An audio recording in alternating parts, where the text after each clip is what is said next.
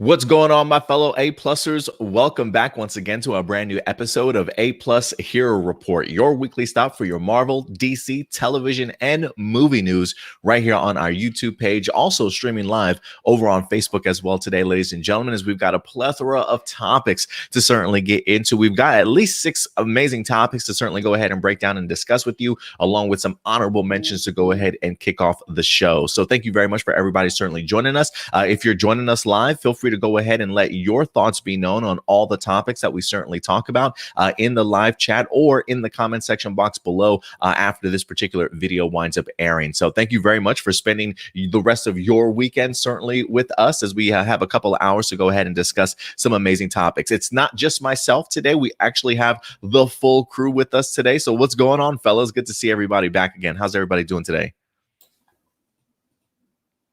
I think some people are on mute. Is everybody on mute today? Fantastic, man. Fantastic. Rebound from a horrible Mortal Kombat movie into a great movie called Without Remorse, starring my future ex-wife, Michael B. Jordan.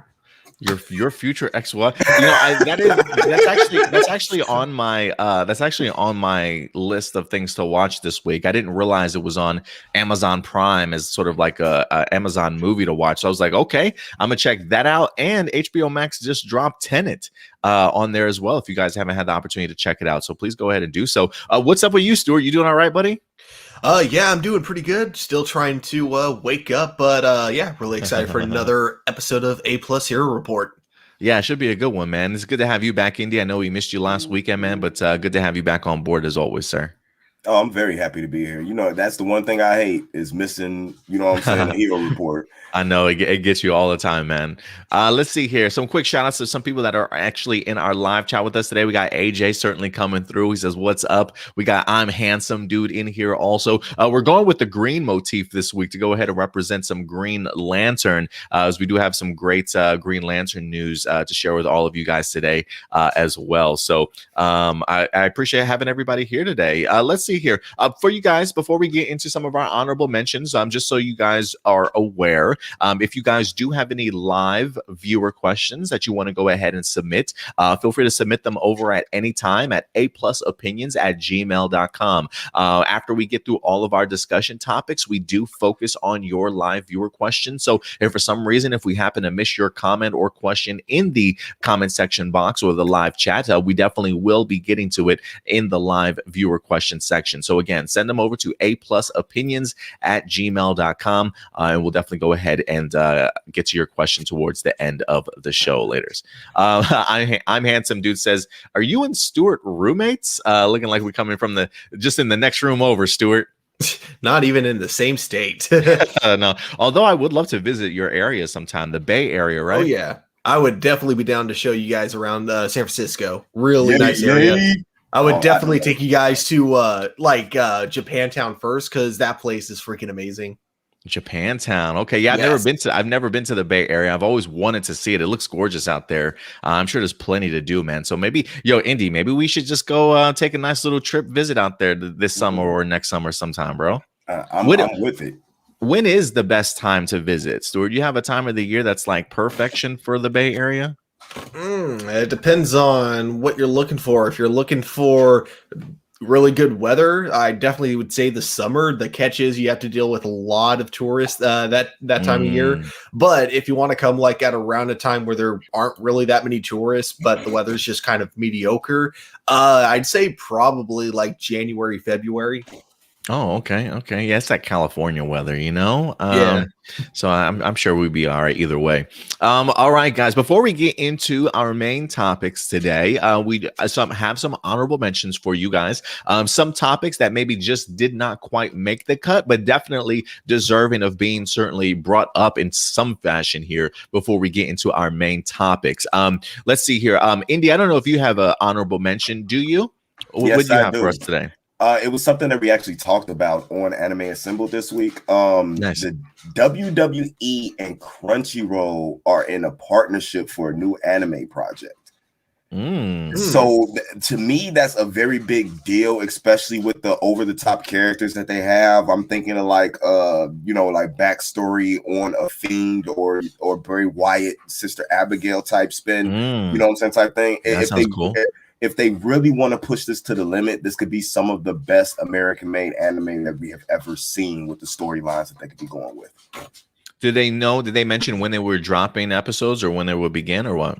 No, it was just a conversation that was had that said there's something that they have in the works that should be coming early 2022. It was on the first investor call from 2021 that they brought it up and they were talking about it. Nice, man. And that's crazy too, because I think that's a great just collaboration, WWE and Crunchyroll, especially considering the fact that some of their wrestlers have been even walking out to the ring in like Japanese anime attire. I think was it Grand Metallic or something like that. He comes out in like Power Ranger stuff, Dragon Ball Z stuff. Grand Metallic. You had the New Day come out in the Saiyan armor. That's right. At WrestleMania, that's right. You've had different people. Somebody actually paid homage to One Piece. They're huge anime fans. In WWE, yeah, I can tell. WWE and AEW, Kenny Omega especially. You know what I'm saying? He's always wearing some video game anime themed stuff. Does drag? It's just nerd and geek pop culture is embedded in everything we do, and I think people are actually starting to wake up and see that. Yeah, I can definitely tell that for sure. If you guys haven't checked out Indy's latest episode of Anime Assembled, if you guys are big anime fans, every Saturday for you guys, definitely check us out over here on A+ Hero Report. So yeah, Anime Assembled goes up every Saturday, and he just dropped a brand new episode this past week. So definitely go ahead and check it out. Stuart, what about you? Do you have an honorable mention you want to go ahead and share with everybody? Yeah, I got a couple. First, of course, is that Legends of Tomorrow is coming back tonight. So I will definitely have a review for you guys tomorrow morning. So I'm really excited to see how this new season does, because, yeah, I wasn't a fan of season 4, but season 5 actually really impressed me. So I'm really hoping they keep that momentum going with season 6. And then the other honorable mention, not something that we would probably talk about on the channel, but it's something that I kind of find funny. So I'm going to bring it up. So do you guys know the production company called Asylum? It sounds familiar. What about you, Indy? Yes, I know Asylum. So they produce what's referred to as mockbusters, and it's basically It's basically cheap cash grabs for like really popular blockbuster movies coming out. They slightly change the name a little bit so they can avoid any legal repercussion. So anyways, so like for example, they did the Transmorpher series, which a new one comes out anytime there's a new Transformers movie. In order to hopefully trick people into thinking that it's connected. And then same with the movie series called Atlantic Rim instead of Pacific Rim. So anyways, they got a new one coming up, and it's called Monkey versus Monster, and it's clearly a mockbuster of King Kong versus Godzilla. But what I find extremely funny about the title is that they didn't go with the very obvious monkey versus lizard or anything like that, which makes me think that Warner Brothers kind of knew this was going to happen, and so they bought every copyright they possibly could for King Kong versus Godzilla in order to make sure that Asylum couldn't use it. That's what I think happened there. I mean, I wouldn't be too far-fetched, especially if Warner Brothers is aware of it, for sure. But yeah, if you guys are interested for a cheap laugh and seeing what King Kong versus Godzilla would look like if the budget was like $10,000 and not over $400 million, it's coming out very soon. Go ahead. No, we're gonna say, Andy. I was gonna say it's probably still gonna look better than Mortal Kombat. Yeah, I was kind of curious what your thoughts were of Mortal Kombat, man. You just weren't the biggest fan of it, huh? Like I enjoyed it for its action, for sure. Somebody did ask me if it was worth watching, and I said, well, it just depends on what you're going in there for. If you're just going in there for blood and violence and some action, you're sold, man. But what did you think, Indy? I wasn't a fan. There were parts that jumped out at me, but it wasn't worth paying for. Let me say that. The budget hindered them from doing anything that they really was supposed to do, and the story was all over the place. the entire time, and I promise you, and you can ask the people that I watched the movie with, the entire time I sat there and I was like, I was like, you guys know Stewart from A Plus Hero Report, right? They were like, yeah, the guy that's on the pod with. I'm like, yeah. I'm like, he could have wrote a better script than this. Probably. I'm like, he would have had this laid out. It was just all over the place. You know what I'm saying? And then I have to deal with the constant belittling of them mentioning Gary, Indiana. That's all I hear. Like, I walk out now. I went and did a show the other day, and they was like, straight from Mortal Kombat and from Gary, Indiana. I'm like, really?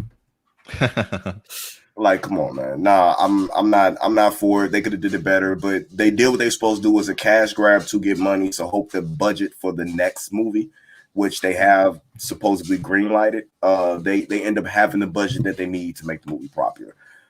Yeah, so hopefully. Yeah, I hope so too. And quick shout out to Edgar Williams, certainly coming through today, also talking about the UFC fighter is a huge baritone or anime fan. He put anime fan. He's talking about I forget his name. He's talking about the dude that comes out and actually does the Dragon Ball stuff. Like, his whole interest is like Dragon Ball. Yeah, like he even did. I can't remember the fighter's name though. There was one. This was like years ago, so this was like back in 2015, I want to say, or 2016.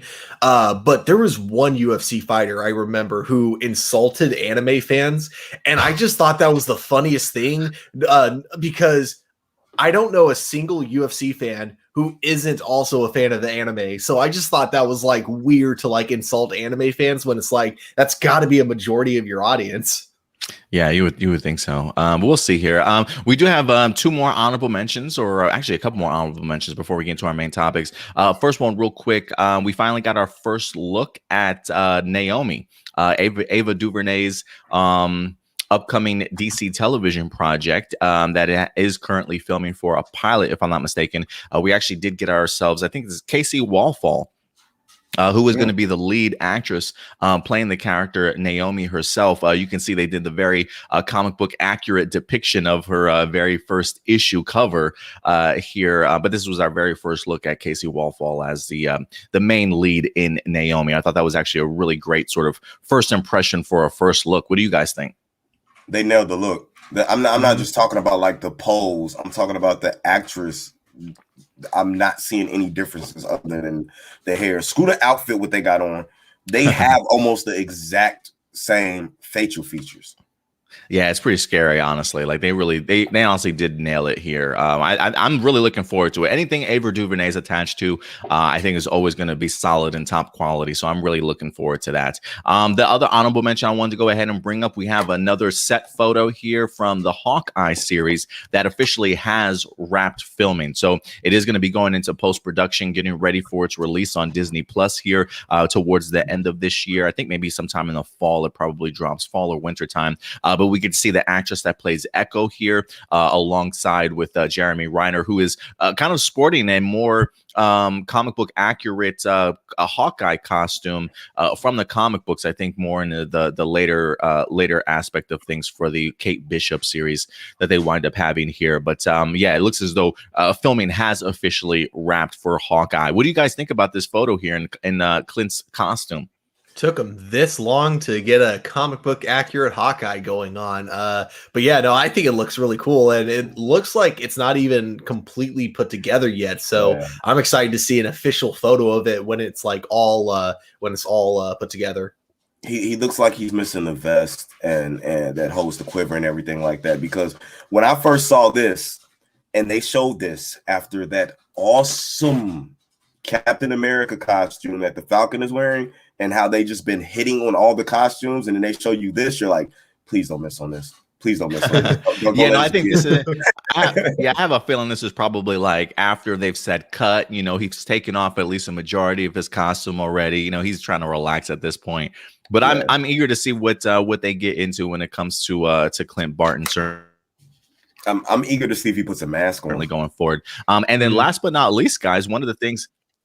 Yeah. One of the last things I want to go ahead and bring up that we actually have listed on our thumbnail is, in fact, our very first, I don't want to say first look at set photos, because we have seen set photos from Miss Marvel, but this is our first time getting to see that main actress, Aman Vellani, actually dressed up as Miss Marvel in her costume, as we have some brand new set photos that wind up actually being released here. These photos come to us from justjared.com, getting to show Aman Vellani in her costume, and it looks incredible on her. Honestly, I don't know what type of material they're certainly using, but like that blue and that gold streak, it just pops on her, honestly, in these photos. So I'm actually really impressed. They even got the scarf look going. I'm loving the mask over her eyes. I think Aman Vellani, just like, you just ripped her out of a comic book page and just posted her on here. You were just talking about this, Indy, how they've gotten so many of these comic book accurate costumes, just really nailing them. I think this is another perfect example. What do you guys think? I think they're cold. But they look very, very cold. Yeah, I'm wondering where this is. I'm wondering where this is being filmed at. Honestly, like I am wondering. I'm assuming this is probably up north somewhere. Yeah, but I'm gonna tell you right now, when you talk about the blue and the gold, like the accents, I come down to the pants and look how the pants shine. You know what I'm saying, with the knee pads, and then down to the very. And this is the key to me to this costume, especially in the comics. The sneakers, the shoes, the sneakers. Yeah, the fact that you get the matte red, you know what I'm saying, just sneakers that look like they're out of place, like they're not supposed to be there, but got that perfect. I cannot wait for the first time she stretch kicks somebody with them sneakers on. I am going to just nerd out over that. I absolutely love that it looks comic book accurate, and at the same time, it looks like something. It looks like something that someone, like, I'm assuming she's going to be a high schooler in this, and this definitely looks like something a high schooler could make, but not in like a lazy way. And like, it still looks very well structured, but you know, it doesn't look like with the other Marvel costumes where you're like, oh yeah, you wouldn't be able to make any of these type of costumes unless you had like a giant budget behind your costume design. Here, it actually looks like something you could do with a lower budget, but still looks absolutely fantastic. So I tell you, man, kids are gonna flip over this. Basically, I guess I'm saying it looks like cosplay, which is a good thing for her case, because that's what it's supposed to look like if it's a costume that's made by a high schooler. So it looks really good. This is like Sony Erlyn level cosplay, and like I can't wait until she cosplays Miss Marvel again, and just seeing how she does it. This is amazing because it's supposed to look like something that a kid made, but it looks movie quality. She looks like the girl who's in home ec getting paid to make the costumes for the play that's happening, you know what I'm saying, next week. That's what this looks like she knows what she's doing. I cannot wait for this series. This shot just makes me want it now. That's all it is. Like cancel What If. I don't even care about What If. Like, just put that on something else. I don't want, plug this where it's supposed to be. I can wait on Hawkeye now. You know what I'm saying? Just give me this now. And it, honestly, I can't even lie. Like, based off of just the photos alone, I do feel like they're also kind of paying a little homage to like just Pakistani culture in regards to like the how the outfit honestly is, like the long kind of dress design it looks like for her. You know, the pants and everything just like fully covers her entire body, sort of thing. I do feel like it does have some Pakistani like wardrobe influences kind of in this design, and I'm honestly really feeling it each and every time I kind of look at this. So I'm eager to see what the type of action that we get out of this film, because I do think it's going to be absolutely incredible, and I think this is going to be a costume that kids are just going to eat up once it actually gets revealed. So think about it. When you really think about, compare this to the original Miss Marvel's costume and how comic book women, how the women portrayed in comic books back in the day we were growing up with, it was just flesh magnets. It would show as much they possibly could. And think about where we are today, from Black Widow to Captain Marvel to Scarlet Witch to Miss Marvel here. And it's not about them showing skin. It's actually about the story of the character, you know what I'm saying, and who the character is going to be, rather than them, for lack of better terms, flaunting their goods. And that's what I love about it. It's Yeah, man, amazing. this is they've been doing a fantastic job here. So yeah, kudos. I saw somebody on Twitter the other day said, whoever's designing the costumes for Phase 4 of Marvel, give this person a raise, please, because they're doing just amazing work right now. So guys, listen, we want to know your thoughts. You see this Aman Vellani, that main actress that's going to be playing Miss Marvel herself, our very first look at her in her costume from the set photos. What do you guys think? How do you like the design of the costume? Do you think she looks great? Certainly let me know your anticipation level for this upcoming season. So I don't even know when this show is supposed to be released. I'm assuming at this point, maybe 2022. I feel like we've got Loki. Who else we got? Loki. What if Hawkeye definitely this season? So yeah, I'm not expecting Miss Marvel till next year. What about you guys? Do we have a release date yet on that? I thought it was 2022 as well. It is 2022, I believe. Okay. Yeah. So hopefully it'll be here before we know it, guys. But that'll actually do it in regards to our honorable mentions. But now it is, in fact, time to go ahead and get into our main titles. Oh, what happened? Indy, you okay, bro? I was just checking. I was Googling. It said the first episode. On here, it's got the first episode date airing 2021. Oh, what date does it say? It doesn't say. It just says 2021. Oh, I'm pretty sure. I'm pretty sure this is something you'll probably end up getting in 2022. It just got a. Maybe it's a holiday season reveal. Maybe it's like a late holiday thing. You know? Yeah, but I'm on the Disney the list for the Disney shows that are coming out for Disney, and it says first episode. It just has date 2021. Oh, okay. Well, we'll definitely see, and we'll certainly keep you guys up to date once we actually get ourselves an actual release date schedule for. But with that wrapping up all of our honorable mentions for the day, are you guys ready to go ahead and get into our main topics? Let's go. Let's do it. Let's do it. All right. Our first topic is going to go. We're going to talk a little bit about some DC for a little bit here, as HBO Max currently has a ton of DC television shows that are certainly headed its way. One of those series that I think a lot of us are certainly anticipating is, in fact, the Green Lantern series. I think a lot of us have been hoping and praying whether they would release a series on CW or HBO Max. We didn't care. We just wanted to see more Green Lantern at some particular point in time. And so while a little bit of information has been trickling out, we have been realizing and learning that Green Lantern series will be taking place over several decades, focusing over several different Green Lanterns. But outside of just the lanterns that we're going to be dealing with, we haven't really had any casting announcements or anybody attached to those Green Lanterns until this week, ladies and gentlemen, as we have a report finally coming to us from Deadline.com that it seems as though HBO Max has at least found its first Green Lantern, ladies and gentlemen. Let's go ahead and break this down for you guys. Let me go ahead and pull up this story here. And you guys might, in fact, be familiar with this actor. But again, this is from Deadline.com, letting us know that Finn Wittrock is set to headline Green Lantern's HBO Max series as none other than Guy Gardner himself. So let's go ahead and read this article and break this down a little bit. It says Finn Wittrock, most notably known from American Horror Story, has been tapped to star as Guy Gardner, Green Lantern, in HBO Max's upcoming series based on the DC characters from Berlanti Productions in association with Warner Brothers Television. It is going to be written by Greg Berlanti along with Mark Guggenheim. It says it revisits the classic DC property through a story spanning decades and galaxies, beginning on Earth in 1941 with the very first Green Lantern, secretly gay FBI agent Alan Scott. Then we go to 1984 with the cocky alpha male Guy Gardner, who's going to be played by Finn Wittrock, and half alien Bree Jarda. They'll be joined by a multitude of other lanterns, from comic book favorites to never before seen heroes. It does say that Wittrock's Guy Gardner is a hulking mass of masculinity, and as rendered in the comics, an embodiment of the 1980s hyper patriotism, and yet Guy is somehow likable.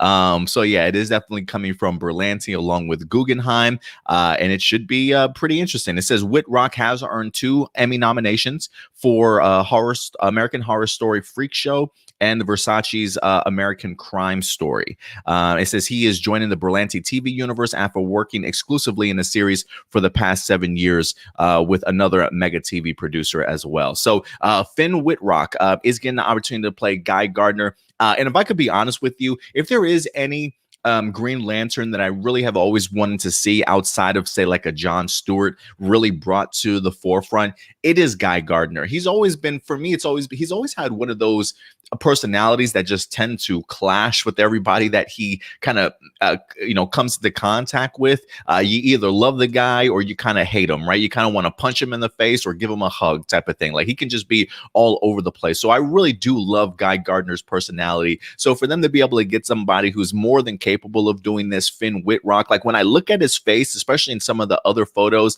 the style of his hair, I can easily see turning this guy into a redhead with an incredible personality. Like, I love the fact that they talk about him being this hyper patriotism, ultra masculinity type of guy going back to those 1980s. Like, I wouldn't be surprised if we see Finn Wittrock at some point walking around with a American flag on his chest with sleeveless shirts cut off type of thing, showing off his muscles with some attitude and personality. Like, I really do think Finn Wittrock is going to bring a great sense of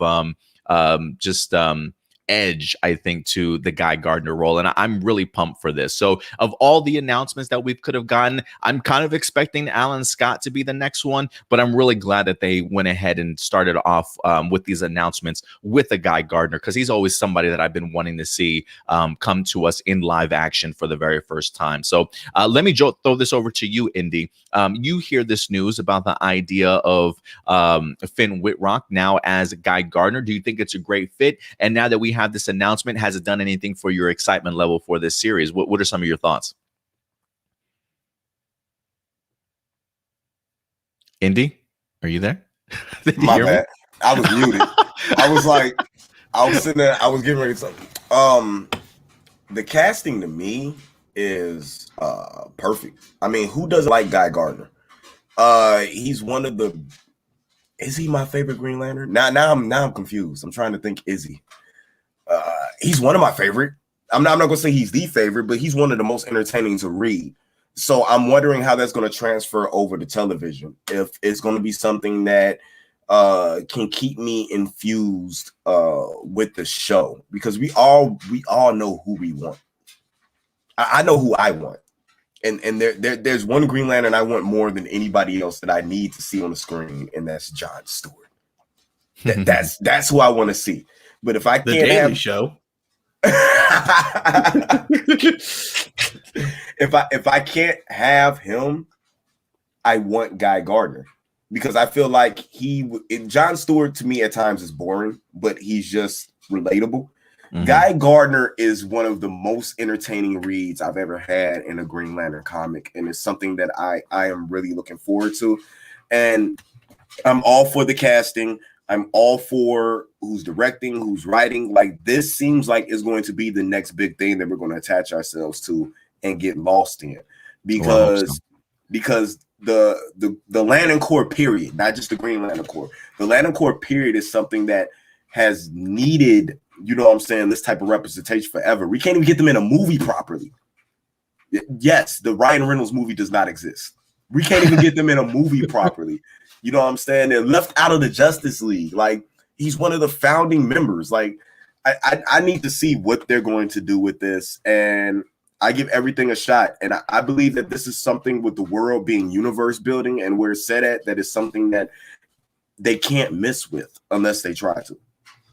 I will say this, Indy, just based off of what you said, one of the things that does fascinate me is the fact that this is going to be on HBO Max. So I definitely know that when it comes to production value, they're definitely going to put all their attention towards it. So, when you talk about just the Lantern Corps in general, not just the Green Lantern, just the scope and size of this galaxy, some of the storylines that they could get into with all the multitude of Green Lanterns. I mean, hell, they could get into a Sinestro story with the Yellow Lanterns, considering we've got Guy Gardner. Who's to say that there isn't hints of red lanterns out there, sort of thing, as this series clearly expands and goes beyond sort of like its first season, sort of thing. So yeah, I think this probably lines up perfectly for these Green Lanterns to be represented the right way, especially on HBO Max. Let me throw this over to you, Stuart, and you're on mute too, just as a heads up. What are your thoughts about Finn Wittrock being cast as Guy Gardner? Do you think it's a good fit? Have you seen him in any of his other work previously? And what does this do for your anticipation level for the series? I think it's a perfect fit. Yeah, I have seen him in American Horror Story, Unbroken, and The Big Short. He's amazing in all of those movies for the type of role that he plays. And I think, yeah, he definitely comes off perfectly as that kind of just over egotistical, like full of himself kind of dude in those movies. Well, not in Unbroken, but in The Big Short and in American Horror Story for sure. So I feel like he can pull off Guy Gardner perfectly. I think they actually had the best one of the best possible castings for Guy Gardner. And it definitely goes to show that HBO really, or at least the producers of the series, really does have a lot of confidence in their show if they're going to be hiring a big actor like this. Because again, this dude's been in some Oscar nominated films, so it's not like he's just a regular TV actor. So, they must have a lot of confidence in this film coming up. So I'm really excited to see what he brings to the table. I also kind of hope, did you guys ever watch Young Justice? Yes. So season 1, there was like a scene where they were like debating on who they should have join the league later on, and one of the scenes that always made me laugh is you have the Flash suggest, oh, what about that other Green Lantern guy, Guy Gardner, and before he even finishes, you just see Hal Jordan and Jon Stewart. No. Yeah, so I hope we get something like that in this series. Yeah, Guy always gets that. I remember somebody posted on Twitter a couple of pages, I think from Justice League International, when Batman punches Guy Gardner in the face. And I just remember, I think it was Black Canary that came along late, and she was so disappointed that she missed it.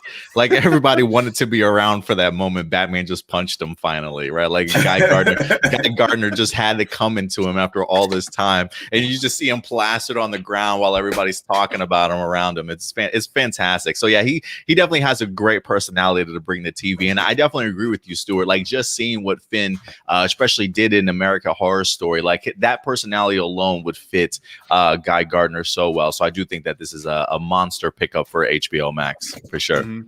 By the way, slightly off topic, has there ever been a DC comic book with Jon Stewart's Green Lantern that's made the Daily Show joke before? Like someone saying, "Oh, like Jon Stewart from the Daily Show," back when Jon Stewart hosted Jon Stewart was on. Yeah, that's funny. I was wondering if there's ever been a comic book that's made that joke. Yeah, not that I can think of off the top of my head. Nah, I don't.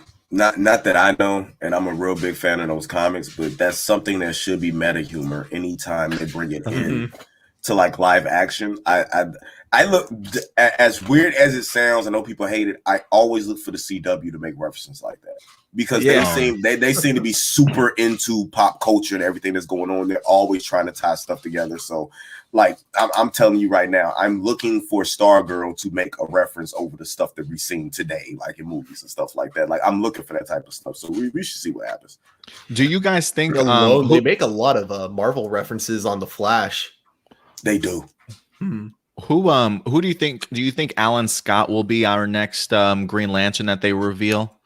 I thought we were supposed to be getting Jessica Cruz and Simon Baz right in here. I think because they already told them, like in literary form, like in paper form, that they're not going to show them right away. Is it going to be Alan Scott? I don't know. Alan Scott is another Green Lantern I'd be interested to see in live action. Just because he's somebody I feel that doesn't get enough respect as a Lantern as he should, and I think he'll come off in live action better than he comes off in print.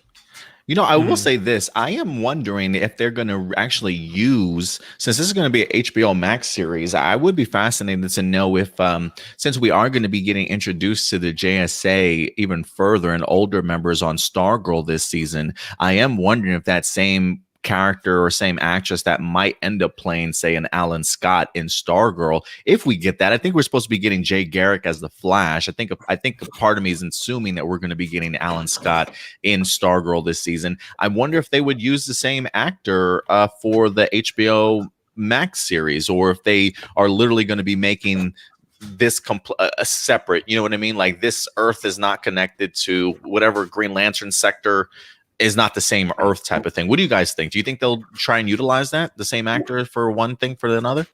I think it's possible. Oh, sorry. No, go right ahead. Okay. I was going to say, because I think it's possible.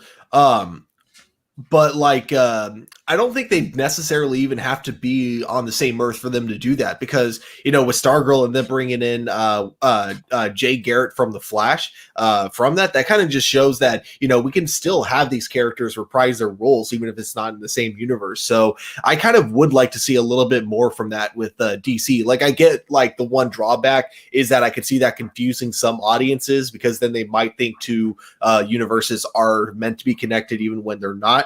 But personally, for me, just because I kind of like the idea of multiverse and multiple versions of the same actor getting to play, like, to have like a different take on the same character, I personally do kind of hope they go that route.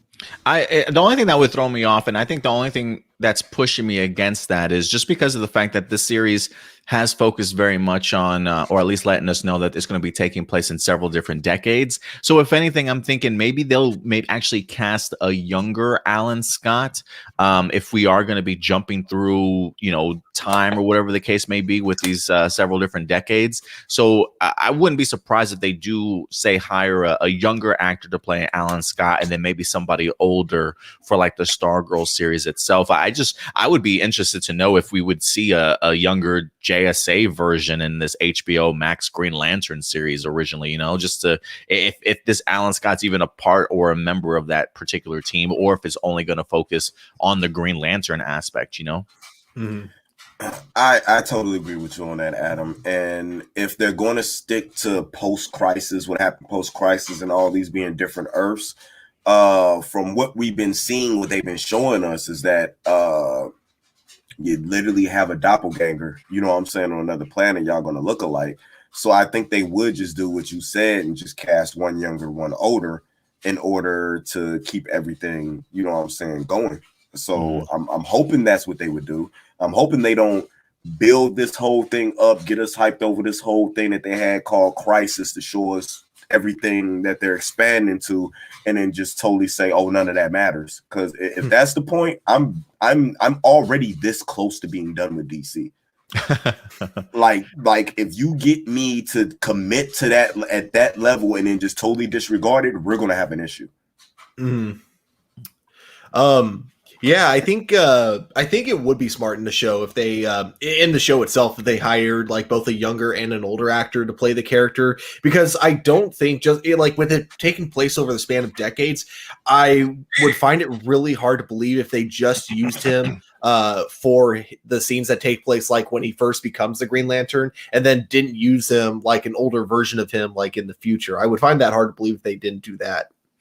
Yeah, me too. We'll see what happens, and we'll see how the series winds up coming together. I still think it's extremely fascinating that it is taking place over decades, and we do have several different Green Lanterns that we're going to be focusing on. I am kind of curious to see how all those storylines tie together. If it's maybe like some sort of mystery that begins with Alan Scott, right, and then eventually continues into the 80s that Guy Gardner kind of discovers, and then maybe into more current time that our current core members wind up trying to figure things out. I really would be interested to see how this is all connected. But guys, listen, once we wind up getting more information in regards to the Green Lantern series, we'll definitely keep you guys posted. I think if anything, this Green Lantern series is probably a lot of people's more anticipated series to certainly hit HBO Max when it comes to DC. So we'll definitely keep you posted, and when we have more casting announcements, we'll certainly let you know. But guys, we have our first Green Lantern here in Guy Gardner, being played by Finn Wittrock. What are your thoughts in regards to this casting, and what does this do for your anticipation level for the series? Definitely let your thoughts be known in the live chat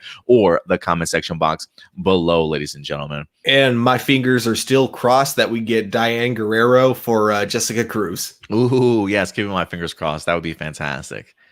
Yes. Indy approves. All right, guys, let's go ahead and go on to our next topic. We're going to go ahead and stay within the DC world here just a little bit as we wind up actually getting an announcement from IGN.com this past week. Because as you guys know, last year, due to the pandemic, a lot of the conventions that certainly were going on were not able to happen in person. A lot of those conventions actually ended up turning into virtual conventions, whether you were WonderCon, San Diego Comic-Con. I mean, the list goes on and on. Justice League Con, whatever, Justice Con, whatever it was called.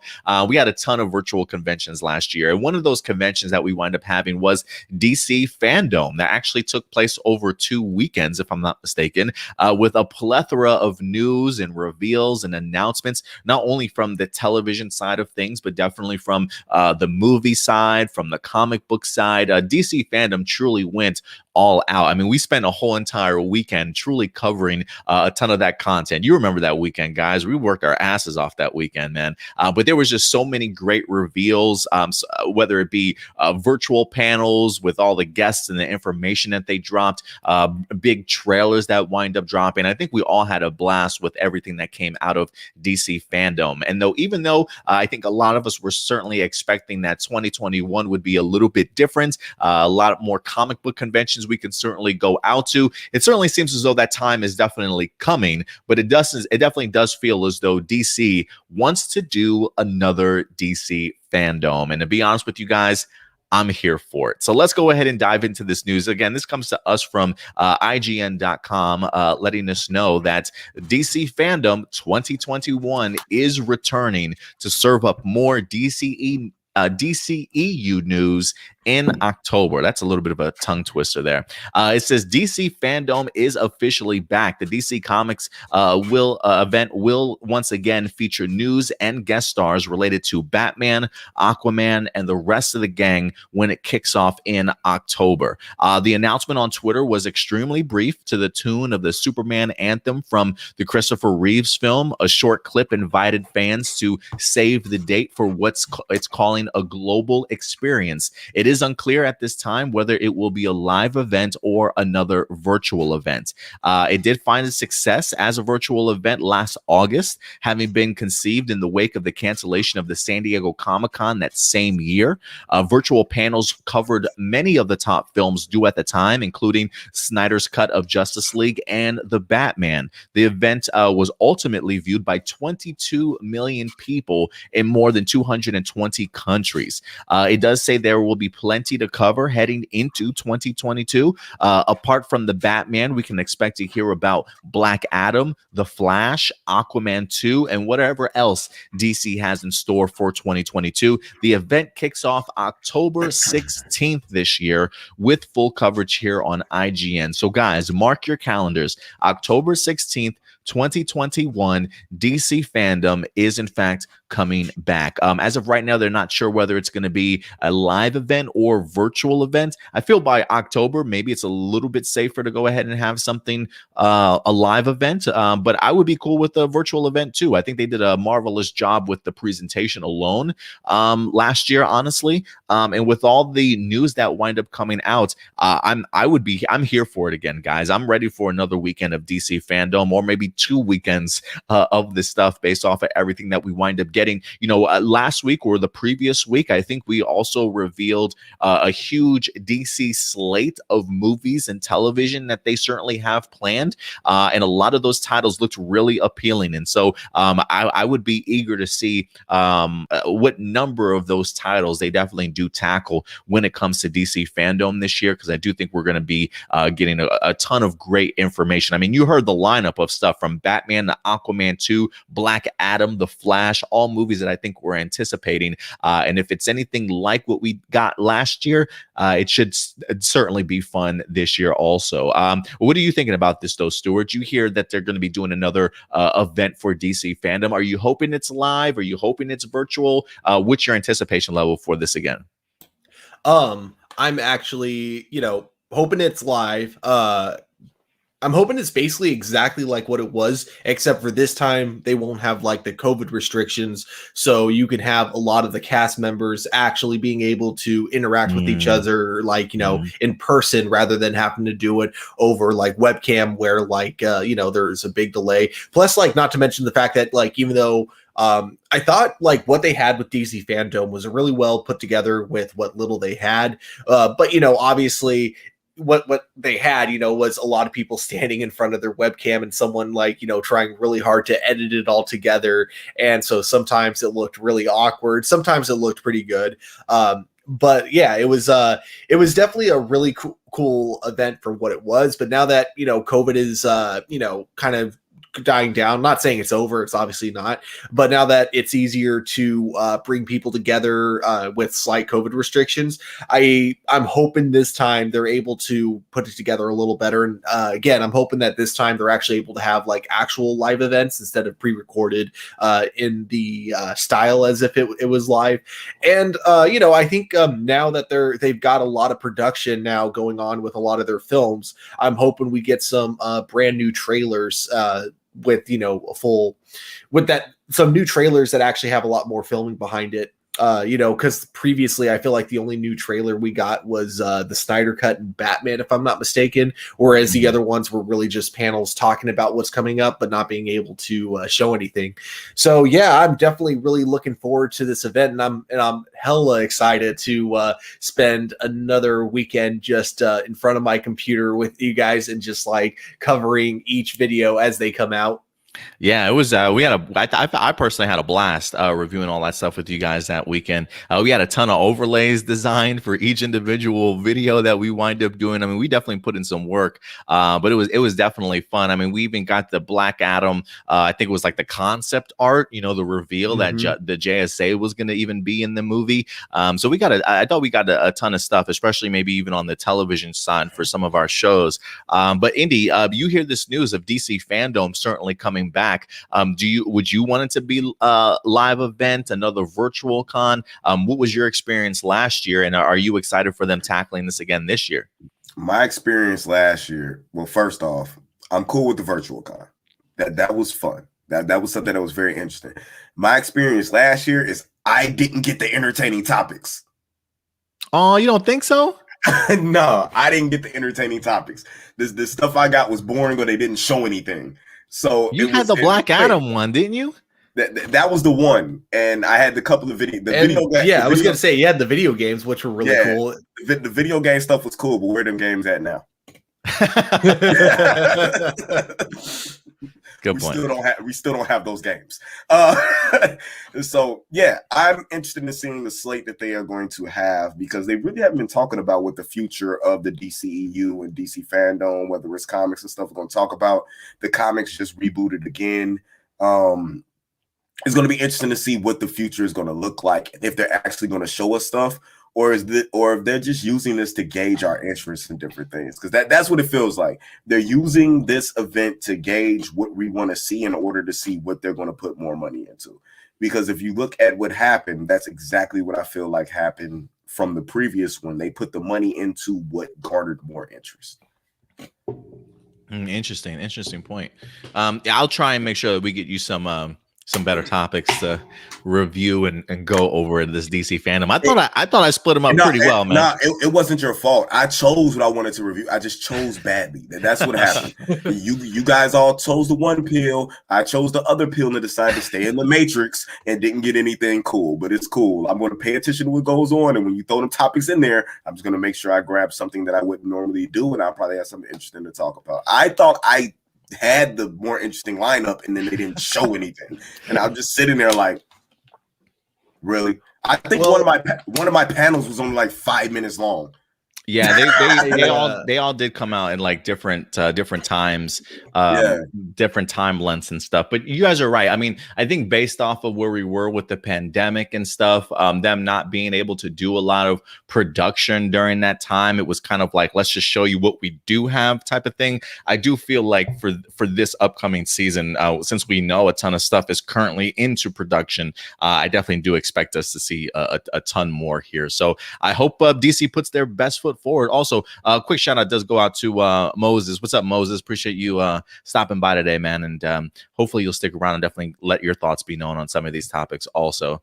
Also, I'm going to say this, though, to be fair, I think all the ones that we split up individually were all kind of not lame, because they all had like really cool like announcements for what we could expect.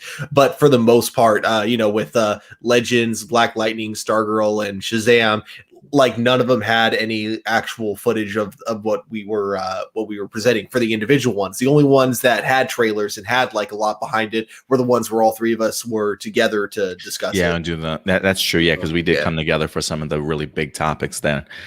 So you're right about that. But guys, listen, we want to know your thoughts. What did you guys think about DC Fandom last year? And are you excited for the notion of a second one this year? Do you want it as a live event? Do you want it as a virtual? Definitely go ahead and let me know your thoughts in the live chat or the comment section box below. I personally wouldn't mind it as a virtual event. If it's going to be a live event, that's cool. That just means that I would like to try and go to it, if that's even possible. But that just means money and airfare, and I don't know how I feel about that right now. So we'll see. I'm hoping for both.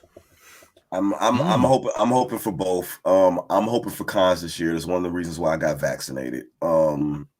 I'm ready to go back to conventions, man. I'm really ready to get back. I don't think we're going to have C2E2 anytime soon, because McCormick Place is still a hospital for COVID.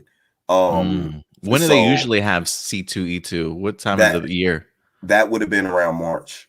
It's around like March. Okay. it's like March, April-ish, and they didn't do it this year.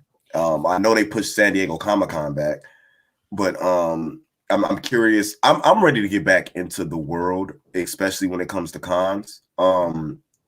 So I'm hoping that they do both to see how it goes. I don't mind doing a virtual event from home right now, but look, DC Fandom is something that I would definitely want to be at.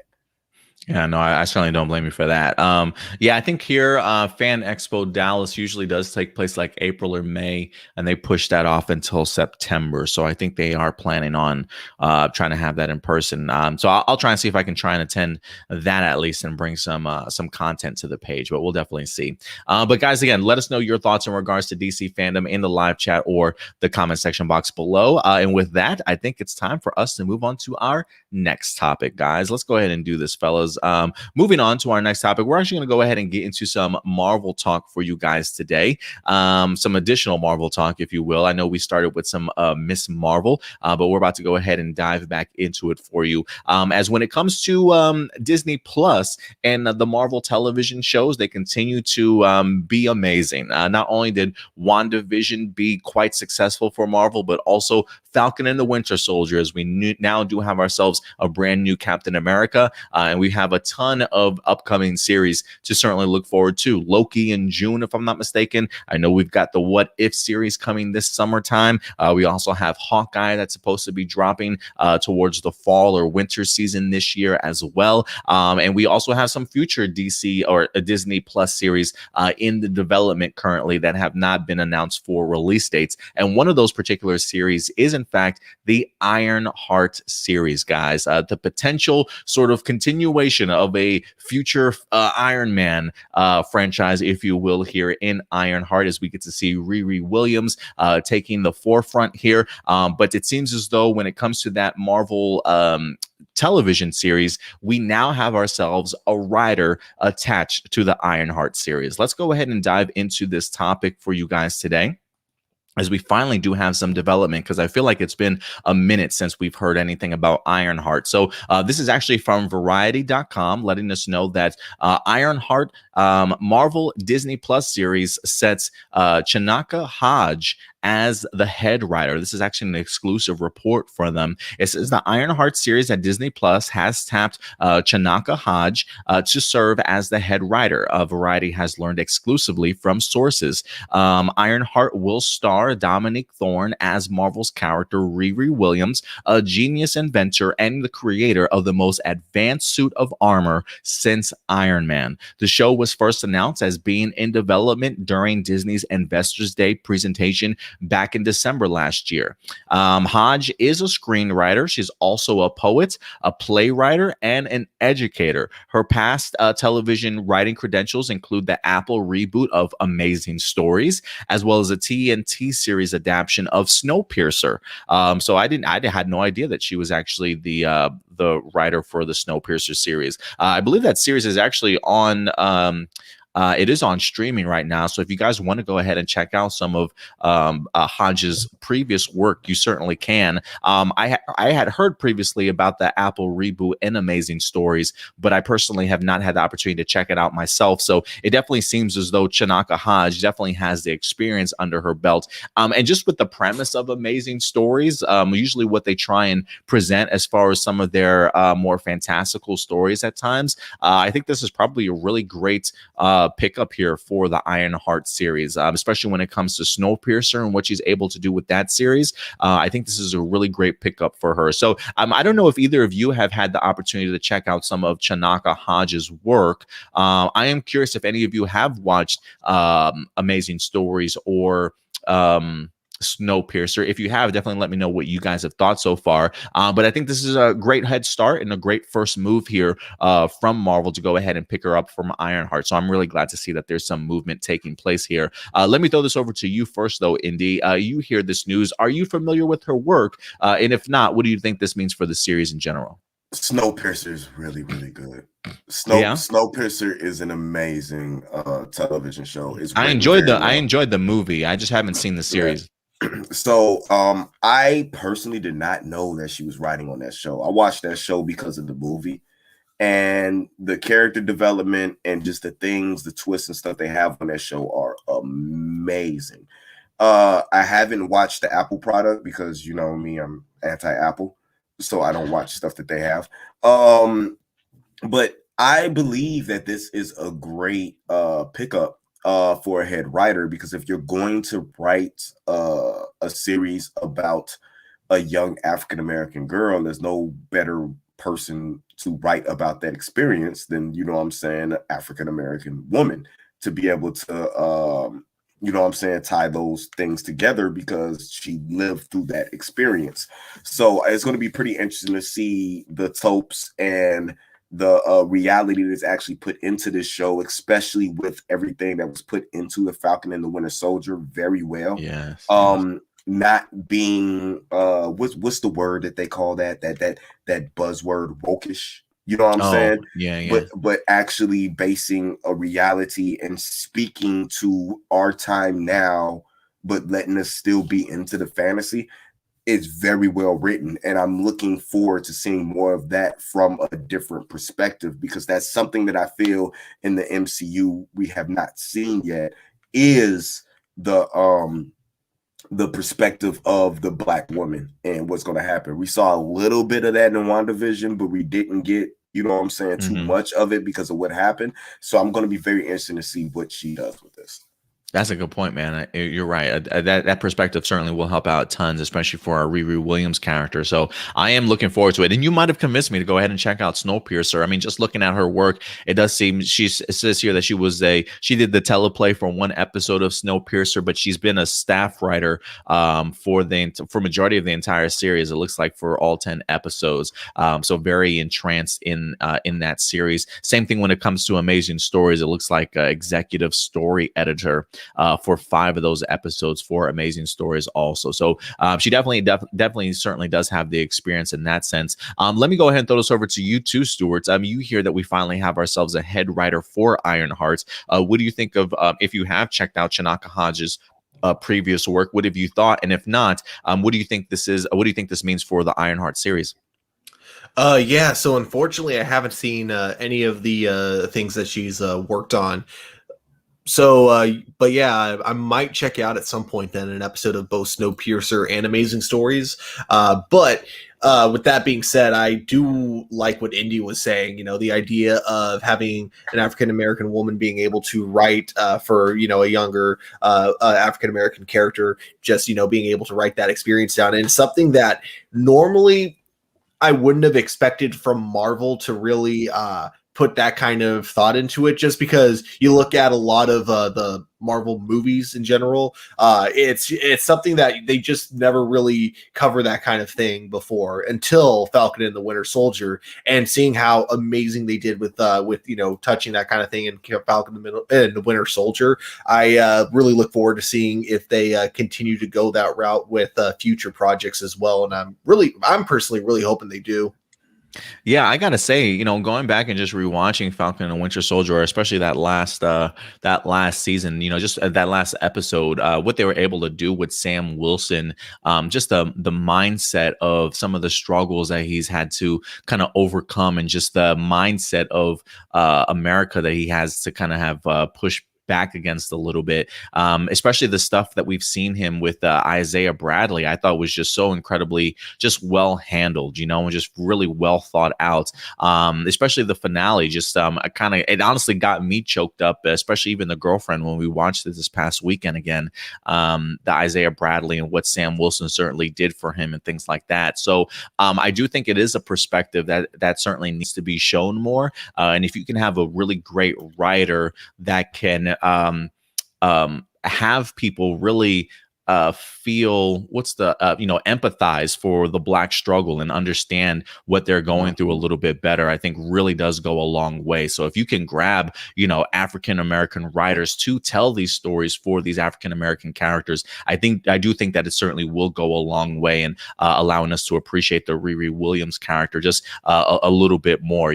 We've seen the idea of a Black man having to pick up Captain America's shield. I'm sure it's probably going to be a little bit different for the idea of a Black woman to now pick up the legacy of Tony Stark, but I'm sure there's going to be something in regards to that, that could certainly be told. And I think Chinaka Hodge is probably going to be a great fit for that. So I'm going to have to check out Snowpiercer and see what she's certainly more than capable of in here. But I'm excited for this. I think when people heard this announcement, I think some of us were expecting that Ironheart was going to pop up maybe after Endgame at some particular point in time. We didn't know when or how, but I'm at least glad that Marvel really is tapping into some of these brand new characters, kind of going into that, from the Marvel comic books, that Marvel Now time period that they certainly had. I'm really glad to see that that's kind of coming to fruition on the big screen now. So I think this is, Stuart, this is just if you ask me, lining up perfectly for a Young Avengers movie at some point in time.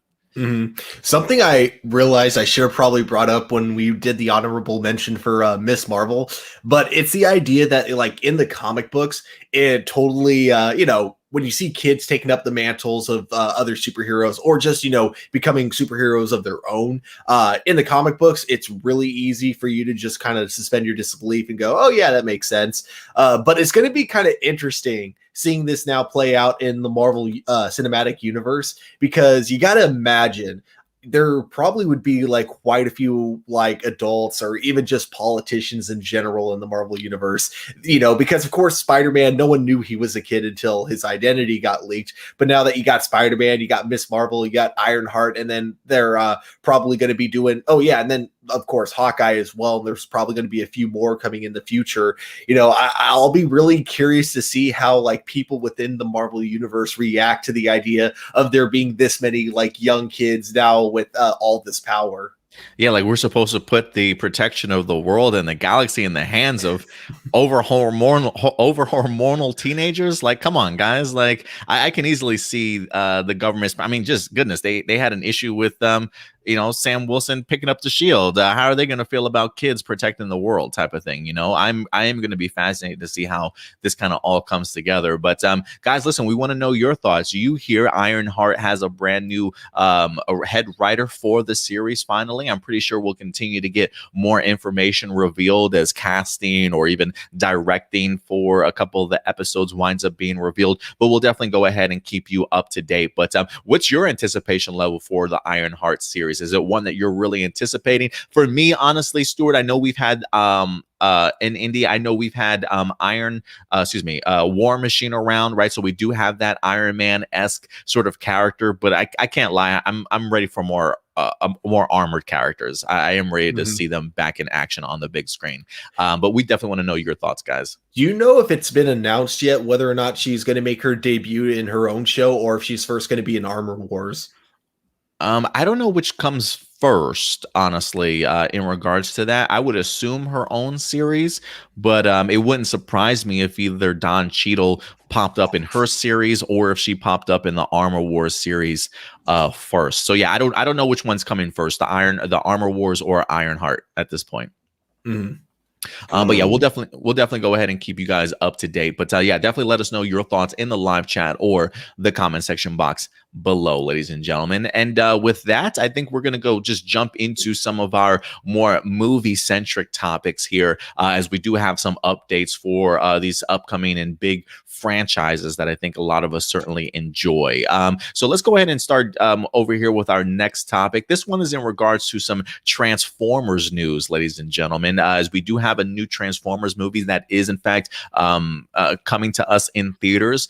We do know that Paramount is actually working on several different Transformers scripts. I believe that there are like 2 or 3 currently in the works, but one certainly has been picked up, and we've already heard some news in regards to some of the casting announcements, who's going to be writing and directing this particular film. But right now, guys, we have ourselves another casting for the upcoming Transformers movie. So let's go ahead and pull this one up here. Let me see if I can go ahead and share this with you guys briefly. This one comes to us from deadline.com. Let us know that when it comes to Transformers, Dominique Fishback winds up landing a lead role opposite of Anthony Ramos in the next installment for the Paramount franchise. So it looks as though Dominique Fishback has in fact joined the Transformers franchise. It says, following her breakout role in the Oscar Best Picture nominee Judas and the Black Messiah,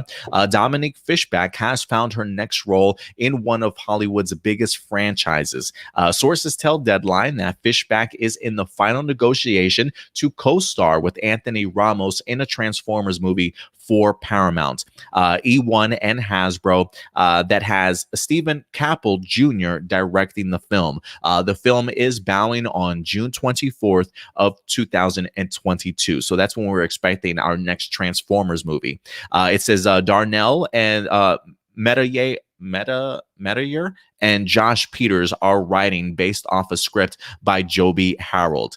So it says, while Ramos seemed like the forefront from the beginning, Paramount took their time meeting with a number of actresses for the other lead role. Ramos screen tested with a handful of women, and in the end, Fishback won over everyone involved. The opportunity to work with Ramos comes full circle for the two, who have been close friends for years after working together on a play back in college. I think that's actually pretty cool, honestly. It says Fishback has had quite the run, which started with her BAFTA-nominated role as Deborah Johnson, the writer, activist, and fiance of Fred Hampton, the chairman of the Illinois chapter of the Black Panther Party. Her co-star, Daniel Kaluuya, was recently feted with an Oscar for his role as Hampton, but many pundits and critics saw Fishback as the breakout star of the film, and Hollywood has certainly taken notice. So I think that's a fantastic opportunity here for Dominique Fishback, if you ask me. And to be perfectly honest, I actually did have the opportunity to check out Judas and the Black Messiah, and definitely an Oscar-worthy film, to certainly say the least. I was really thrilled to see that it was nominated, because it actually blew me away. I was actually really impressed. And I got to agree with them. I think one of the breakout stars, while they had some amazing performances in there, they certainly did.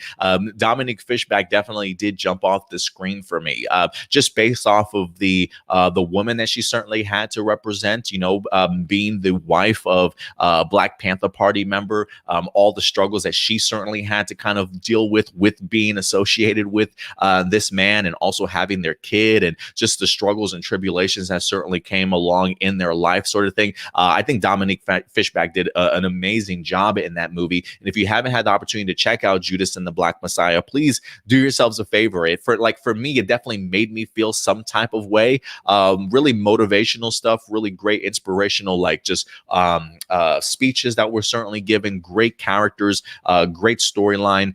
But there was something about that movie that definitely made me feel some type of way. And I don't want to give it away, but when you watch the movie, you definitely will understand what I'm talking about. But Dominique Fishback certainly was a great performance in that. So the fact that she is getting this attention is extremely warranted for her. So for me to see her go from that type of movie to now Transformers, I think is brilliant. And I think what's also underrated in here in this announcement, Stuart, is the fact that she's worked with Anthony Ramos in the past. If you need somebody that not only knows this person really well, but probably has great chemistry and it comes across on screen pretty well, the idea of Anthony Ramos and Dominique Fishback having that past and now teaming up for a movie, I think is just a golden opportunity here for Paramount, especially with how powerful of an actress Dominique certainly is. So I don't know if you've had the opportunity to check it out, Stuart, Judas and the Black Messiah. But if you have, definitely let me know your thoughts. And if you haven't, what do you think about the idea of Dominique Fishback joining Transformers, and what's your anticipation level? So I haven't seen this movie. What do you know if it's on any streaming service currently? It is. I'm trying to remember where I watched it. I can't remember if I watched it on Hulu or if I don't think either Hulu or Amazon, I believe, but it is on a streaming service available for anybody to watch. So it is up there.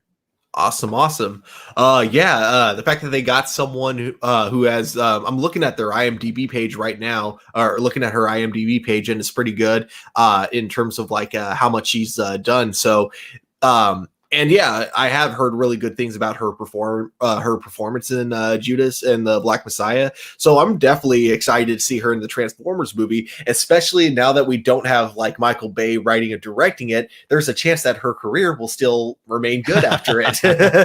But yeah, like it is exciting now to see that the franchise is still going on. And that we can move on without Michael Bay kind of just ruining it, to my opinion.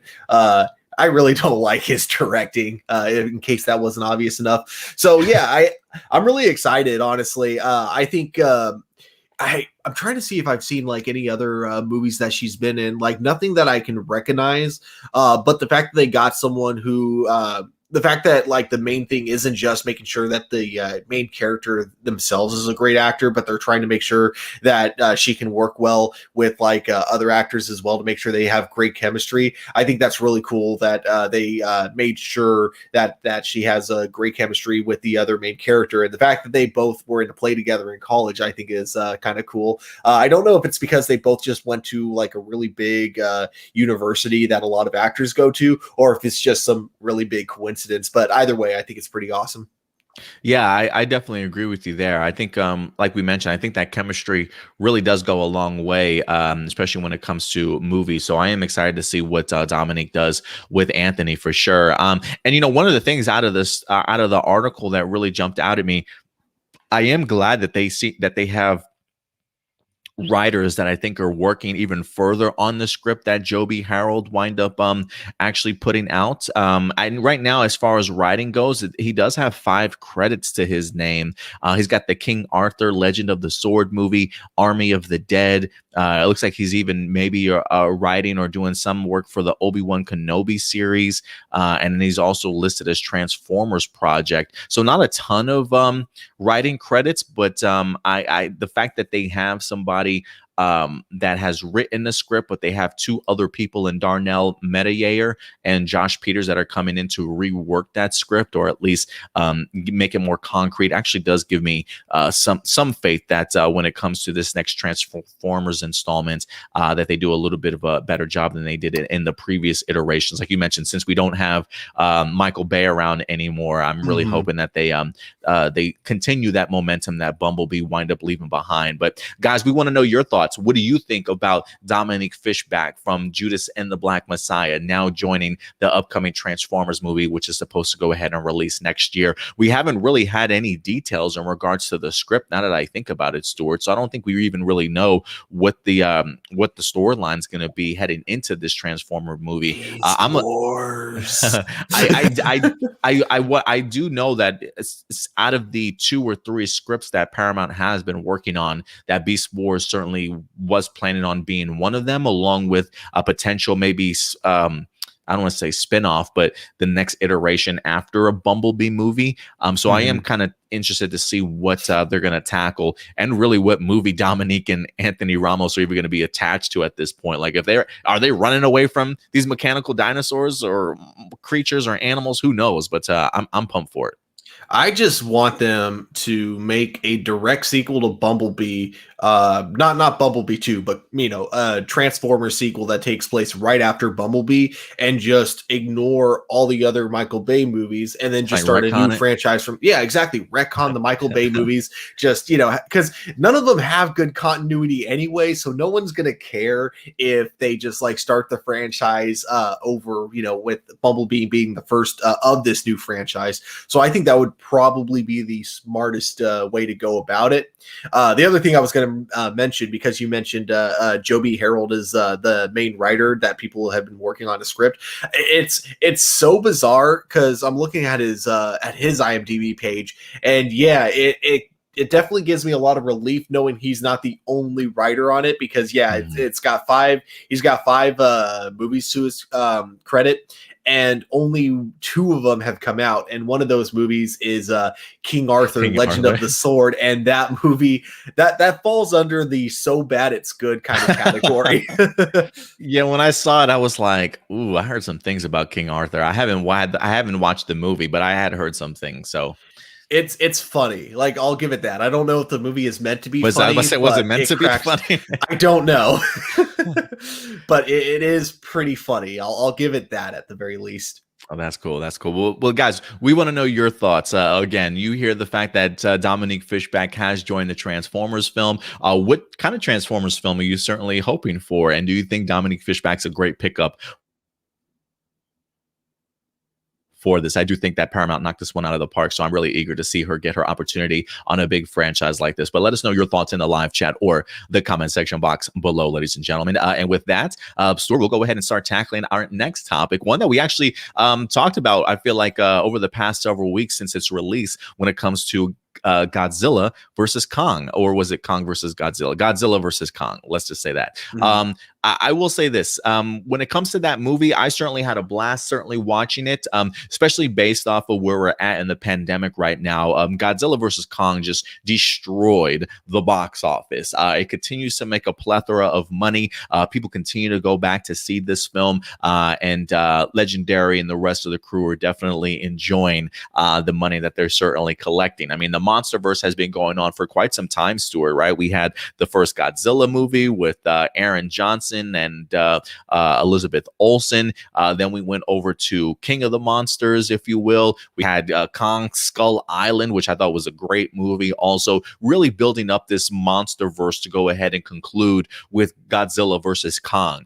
It is fascinating to me that just based off of some of the box offices of the previous films, I'm actually surprised that we even got a Godzilla versus Kong, to be honest with you. But now that we do, and the kickback is certainly coming, some people probably thought that maybe this was the end or wrapping up of their MonsterVerse as they've told this story over 4 films. But Stuart, it seems as though there's more MonsterVerse to certainly come now that they've gotten this huge payday from Godzilla versus Kong. So let's go ahead and dive into this article here, Stuart. I honestly was not expecting to see more MonsterVerse, but when you make that type of money, it demands a sequel. So this comes to us from HollywoodReporter.com, saying Godzilla versus Kong director Adam Wingard, who has been attached to a ton of stuff already, is in talks for Legendary's next MonsterVerse film. This is an exclusive from Hollywood Reporter themselves. One possible title being floated internally at Legendary: Son of Kong? Interesting. It wasn't the most encouraging start, is what the article says. Just as legendary Godzilla vs. Kong was beginning post-production in 2019, the company's Godzilla King of the Monsters underperformed. The movie, which cost 170 million to make, grossed only 386 million and earned middling reviews, of 42% on Rotten Tomatoes.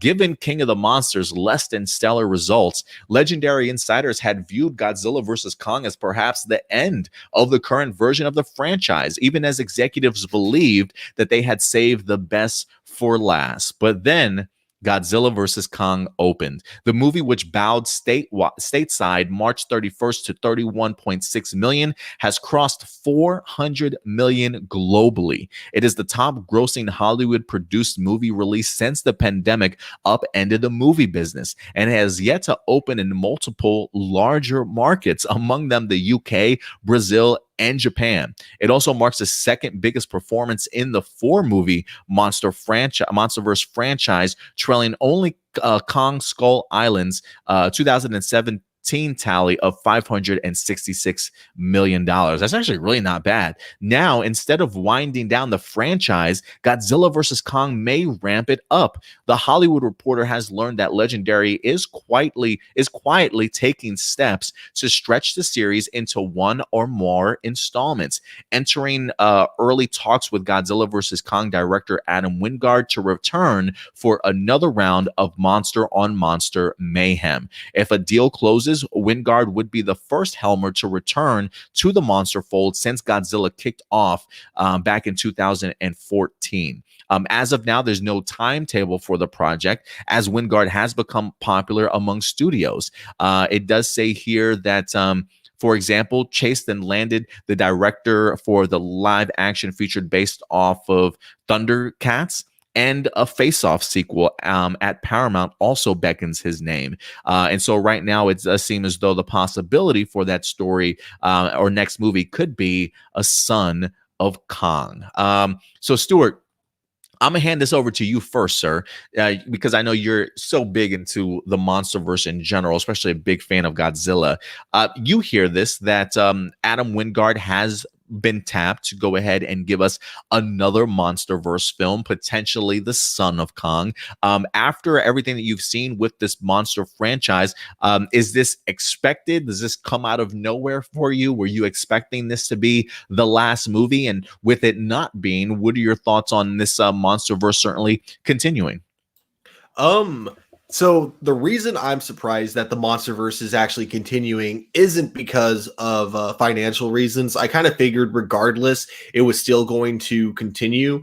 I was thinking regardless, like that wouldn't really play a big factor into whether or not they were going to continue it. My thought was it was all going to depend on whether or not they could renew their contract with Godzilla, because, you know, it's kind of like the same thing with Tom Holland's Spider-Man. Like Warner Brothers doesn't own Godzilla. They're currently renting him from Toho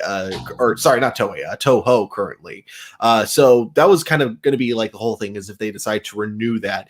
And what's cool about the MonsterVerse too is because a lot of the monsters that they introduced in King of the Monsters are actually American original monsters. None of them came from the Toho MonsterVerse series.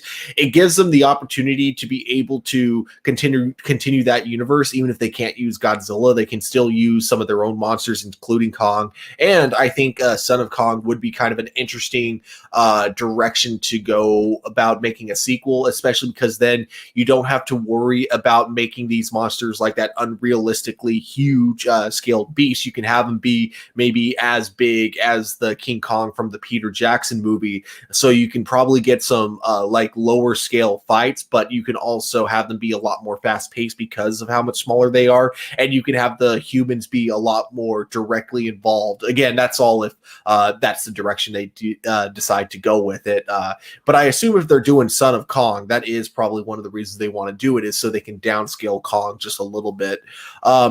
But yeah, I think it's what I found really bizarre about the article, though, and I found it bizarre when it came out, and I still find it bizarre now, is the idea that like King of the Monsters is the one that underperformed, and King Kong versus Godzilla ended up doing as great as it was. Because don't get me wrong, I enjoyed King Kong versus Godzilla as much as everyone else. You know, it was stupid fun, exactly what I expected.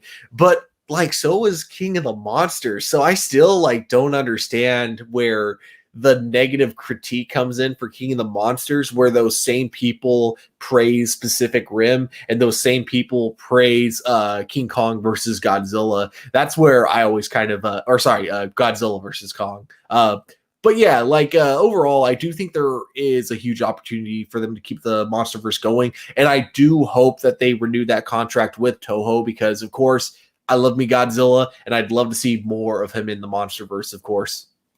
Yeah, I would definitely be open to this. I am fascinated by the trajectory of the MonsterVerse and where it's certainly going. I mean, especially based off of what the article stated, that even Legendary, it seems as though they were getting ready to let Godzilla versus Kong sort of be that last hurrah, if you will. I am wondering if there is the only reason why I say this, Stuart, is I am wondering if there really is a hunger for more kaiju, big monster kind of battles, if you will, based off of this. Like, I wonder if Godzilla versus Kong, had it not been for the pandemic, would have made as much money as it did just now, right? With I think it would have. Okay. Because versus movies in general, and it doesn't matter how familiar audiences are with either franchise, versus movies sell great. Even Batman versus Superman. Huh? That's the thing. Look at the opening weekend for it. Look at its opening weekend. It had one of the best opening weekends of any superhero film, just because the idea of like two big iconic franchises versing each other always does great. Even really bad ones like Alien versus Predator, and then Freddy versus Jason. Those they all have an amazing opening weekend, because whether or not people are familiar with the property, they know that they're really big properties, and they know that the two of them battling is a big deal. That's why, so I think that King Kong versus Godzilla, had it not been for the pandemic, it still would have done as good as it did. Yeah. So if anything, this at least opens the door for the future. When it comes to Adam Wingard, I definitely would love to see him return. I thought he did a pretty good job when it came to directing for that particular movie. I don't know I can't remember who wrote it, or if he wrote the movie also. I can't remember off the top of my head, but I wouldn't mind another writer to be introduced or brought on board for it, especially maybe to give some of the human characters a little bit more personality, or more of a storyline for them to do something in regards to it. I mean, we come to these big MonsterVerse movies to really watch the monsters duke it out with others. And after what Adam Wingard and what Legendary did in introducing the concept of Hollow Earth and Kong now kind of being this ruler of that world, I do think that opens up just a ton of other possibilities as to what could be down there, right? What could be living down there if they wanted to separate, Kong from our world, if you will, and kind of explore him in a different environment or a different setting. So I would be completely open with it, especially if it's going to be exploring like his lineage, the idea of a son of Kong. I would be open to it for sure after what I wind up watching here in the MonsterVerse. So hopefully it'll definitely continue. I just hope that Adam Wingard doesn't get stretched too thin. While we don't have a release date as of yet when it comes to Son of Kong, like the article did mention, there are 2 other projects that he's working on, Thundercats and the Face Off sequel. Bro, just give me that Thundercats and Face Off first. As long as you can give me those 2, I've been waiting for a Thundercats movie for the longest time now.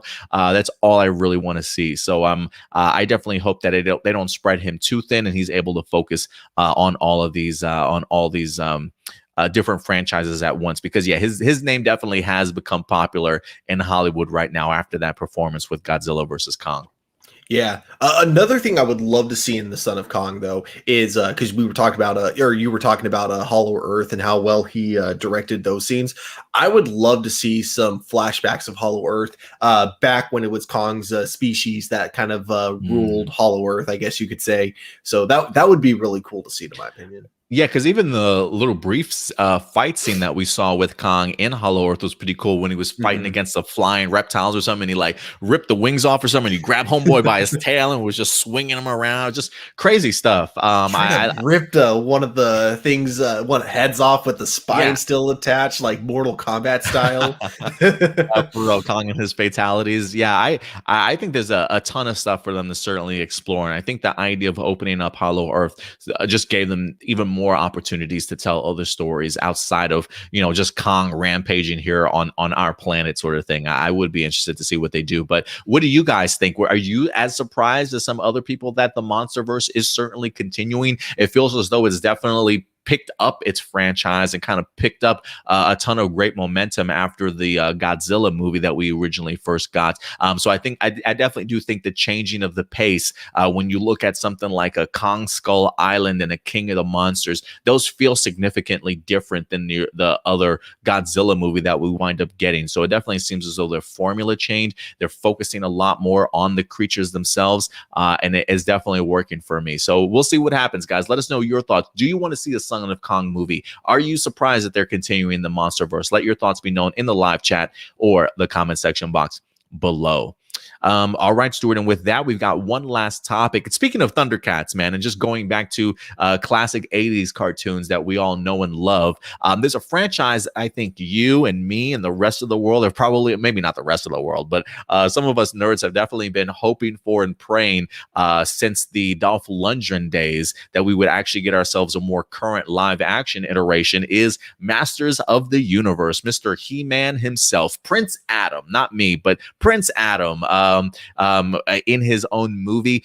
This is a film that I feel like has been going around for years, having some trouble kind of getting started, whether that be finding a writer in a great script, maybe even finding a director, and even importantly, trying to find out who's going to be playing He-Man. And so while we thought we had our He-Man in Noah Centineo, it seems as though that unfortunately has changed. So He-Man and the Masters of the Universe takes yet another step back, ladies and gentlemen. Let's go ahead and dive into this, Stuart, and just talk about the things that disappoint us in life. And that is, in fact, Masters of the Universe having another setback.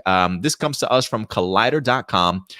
Exclusive, Noah Centineo exits Masters of the Universe movie at Sony. The role of He-Man / Prince Adam is back on the market. So it says here, more than 2 years ago, there were reports that Noah Centineo was in talks to play He-Man in the Masters of the Universe movie that was heating up at Sony Pictures and Mattel Films. Now, Collider has exclusively learned that Centineo has exited the project, forcing the filmmakers back to square one. Aaron and Adam Nee are the slated writers to write and direct the movie, which has seen numerous writers tackle the script over the years. David Goyer wrote an early draft, as did Christopher Yost and Iron Man scribes Matt Holloway and Art Markham. Centineo has been nearing a deal to play Prince Adam, aka He-Man, the most powerful man in the universe, who must fight the evil Skeletor to save the planet Eternia and protect secrets of Castle Grayskull. And this is good old Dolph Lundgren as Prince Adam or He-Man himself. It says he is no longer attached to that project, a representative for Centineo told Collider on Thursday, though no reason was given. So back to square one.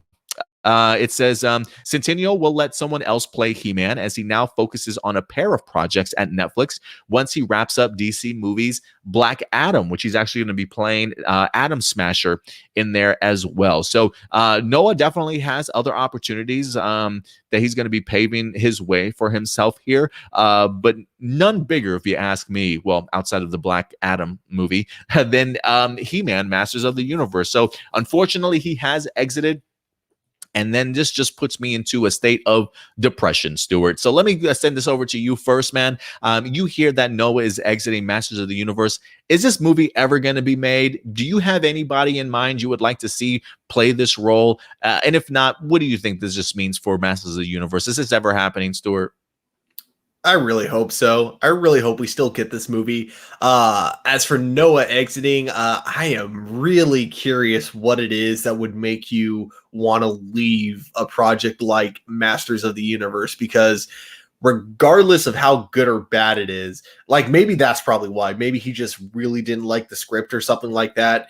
But regardless, it is like kind of the movie that's like the perfect opportunity for you as an actor to really show yourself off, show off your acting talent, show off how much fun you're able to have. If you ever needed that opportunity to work with other bigger studios like Marvel, like I guess he's already working with DC, so he has that going for him. But either way, that's still, to me, that's just what kind of surprises me about the whole thing. The fact that he's leaving such a big franchise. It's too bad, because I feel like a lot of times when you're writing a project and you have an actor that's signed on to it, a lot of times you'll have like this whole plan laid out for how you can best portray this character being played by this actor. So I feel like now with him leaving, it probably means that for both the writers and the directors, there's going to be quite a few adjustments they need to make based on who the next person they get to cast as Prince Adam is going to be. As for actors who I think could pull it off, though, if Noah's out of this project, I think the most obvious actor they should go for, and it might be too obvious, which is why it probably won't happen, Chris Hemsworth kind of seems like the most perfect person to play He-Man. But again, he's a huge actor, and again, might be too obvious, so who knows? We'll see where they go with that. Yeah, I mean, maybe how old is Liam? Liam is what, 31? Maybe even Liam's Hemsworth. Let's put some muscle on him too. I would be open to any of the Hemsworth brothers getting that opportunity. Listen, when I look at Noah Centineo, the fact that he does have a lot of these big projects just kind of waiting for him, if you will, that he's currently working on. I am wondering if it's a couple things. One, if it's just scheduling, because of the fact that he has so many other things under his belt that he just doesn't have time for Masters of the Universe right now. So I am wondering if it is scheduling. And also, I am wondering how good the script is. I'm wondering if he looked at all the other projects that he has and then looked at Masters of the Universe and just thinking maybe he personally just doesn't have enough faith in it, or maybe he just sees Mattel and Sony still scrambling in some ways to kind of finalize things or get things kind of fully in motion. And so maybe he's looking at the mayhem that's maybe going on at Mattel and Sony and thinking to himself, this movie's never going to be made, sort of thing. So let me exit and start focusing on other things that I could be working on, sort of thing. So the fact that he exits, the fact alone that the article states how many people have given this script a try, and it still is not able to be sort of greenlit and ready to go, makes me just think that the script is really crappy, probably still. And maybe Noah would just rather not be attached to it, or like I said before, maybe it's just a scheduling thing. Maybe he just has so many other great opportunities in front of him, because the idea of being the face of the Masters of the Universe franchise, like you stated, Stuart, I think is a really great opportunity. It's a classic movie and classic cartoon that everybody recognizes or realizes. I think you would want to be the face of that franchise, because just based off of the world and Eternia and everything that they've established in there, I think there's a really great franchise that just hasn't been mined as of yet. So I would think Noah would want to be attached to it. But again, I think it's probably a combination of scheduling and then maybe just looking at the script and thinking, man, maybe it's just not that good. And so I don't know where this goes from here, Stuart. I really have no idea. I think this is a great opportunity for somebody, at least. Now that there is an opening here, I would be interested to see how soon we hear from Sony or Mattel about who their next casting choice certainly is, and if they have any other writers that are going to come on board. I would be interested to see what this exit does for the project itself. But it's not looking too good, man. I feel like we're going back to square one for sure. It does. Okay, so you did bring up a really good point, actually, with the scheduling conflict, because this movie has been getting several delays, not just with him leaving the project now, but I feel like there's just been so many different production reasons why it's been taking so long for this film to like finally get like, going in production. So I think what it is that he left it for the same reason Henry Cavill left Superman. It's not because he didn't want to be Superman. It's because DC wasn't giving him anything to do as Superman, and yet they still needed to make sure his schedule was open in case they changed their mind, or in case like they decided, last minute, wait, we are doing another Superman movie. But because that never came, it ended up meaning that Henry Cavill had to leave an open schedule and was getting zero work, and therefore, that's basically why he left Superman, because if he stayed as Superman, he was going to get no work. And it might be the same thing with Noah as He-Man. If he stayed as He-Man, it might mean that he has to completely limit his schedule, or so I actually do. It does kind of make sense. Actually, I think the best way to describe it is there was like this South Park episode where South Park is, of course, making fun of cable companies and how terrible they are with, being flexible and everything, and how it's like kind of a monopoly and everything. So there was one part where they wanted to get their cable box removed. And so you had one of the guys there go, "Oh yeah, that's totally fine. I just need you to stay available at your house from 3 to 12 from now until the end of May. Can you do that?" And it's like, I think that's how it is with him being scheduled as He-Man. It's like, okay, we need you to make sure your days are available between this time and between these days for this many years. And yeah, it's like, that's a lot to ask for an actor, especially when you have to keep looking for work in order to you gotta survive, eat a meal. Yeah. Yeah. I mean, look, it mentions in here, it says, he says he's now focused on a pair of projects at Netflix once he wraps up Black Adam. So he's got Black Adam. It says Centineo is attached to star in a streamer's untitled GameStop movie from Oscar winner Mark Bowles. So he's got that. And he just signed on the star in an untitled CIA spy thriller series from executive producer Doug Liman. And those come on the heels of Centineo's work in Netflix to All the Boys trilogy. So it goes down. So he's at least got 3 other projects on his plate outside of Masters of the Universe. And this kind of tells me that Sony's probably given him no signs that they have interest in maybe starting these films at any particular point in time. You know what I'm saying? Or and he's just thinking to himself, I've got all these other opportunities. I'd rather take that since you guys really have nothing prepared on your schedule for me. So I don't know if this movie's, I don't want to say I don't think this movie's ever getting made, but it's still a very much a uphill battle, I think. So I wouldn't be surprised if we not only have another cast for He-Man announced, but I wouldn't be surprised if Sony brings on other writers to maybe attempt the script one more time. Who certainly knows? But this is something I would love to see, because I do think it's an untapped potential, Stuart. They should, depending on how the Netflix series does, they should totally bring on Kevin Smith to write the movie. Yeah, right. He's writing the upcoming Netflix series, which looks awesome. Yeah, he's definitely excited for it. I mean, all the teases that Kevin Smith has kind of given us, I'm really eager to see what he's done. And yeah, who knows? Maybe he does such a great job. They decide, you know what? Sony reaches out to him and like, we want you to go ahead and tackle our Masters of the Universe. I definitely look forward to it, guys. But let me know what you guys think. Were you excited for Noah Centineo? I personally wasn't that excited, just because I haven't really seen him in too much.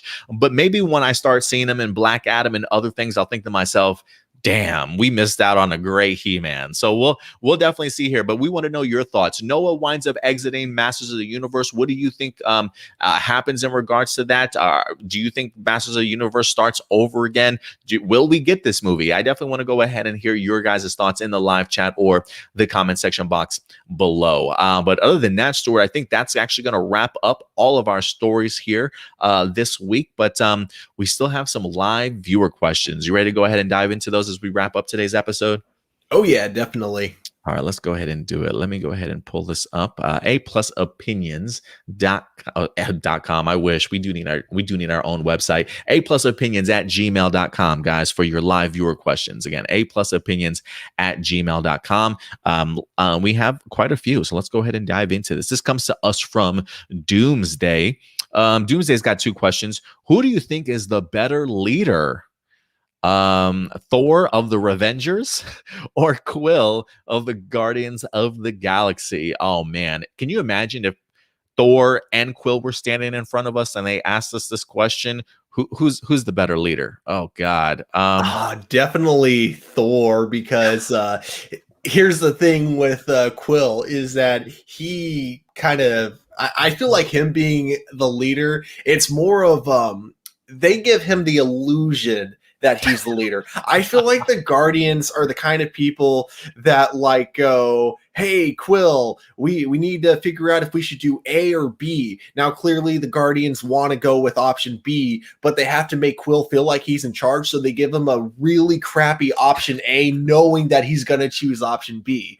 So I don't even think like Quill's really a leader of the Guardians. I think he thinks he is. Whereas Thor, yeah, he's kind of a goofball now, but at least like he's intimidating. You don't want to try that trick with an Asgardian, so because he can mess your shit up. So I feel like Thor's definitely a better leader.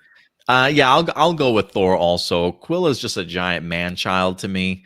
And the fact that his plan is a dance battle at the end of Guardians of the Galaxy, like, come on, man. It's Thor. It's definitely Thor.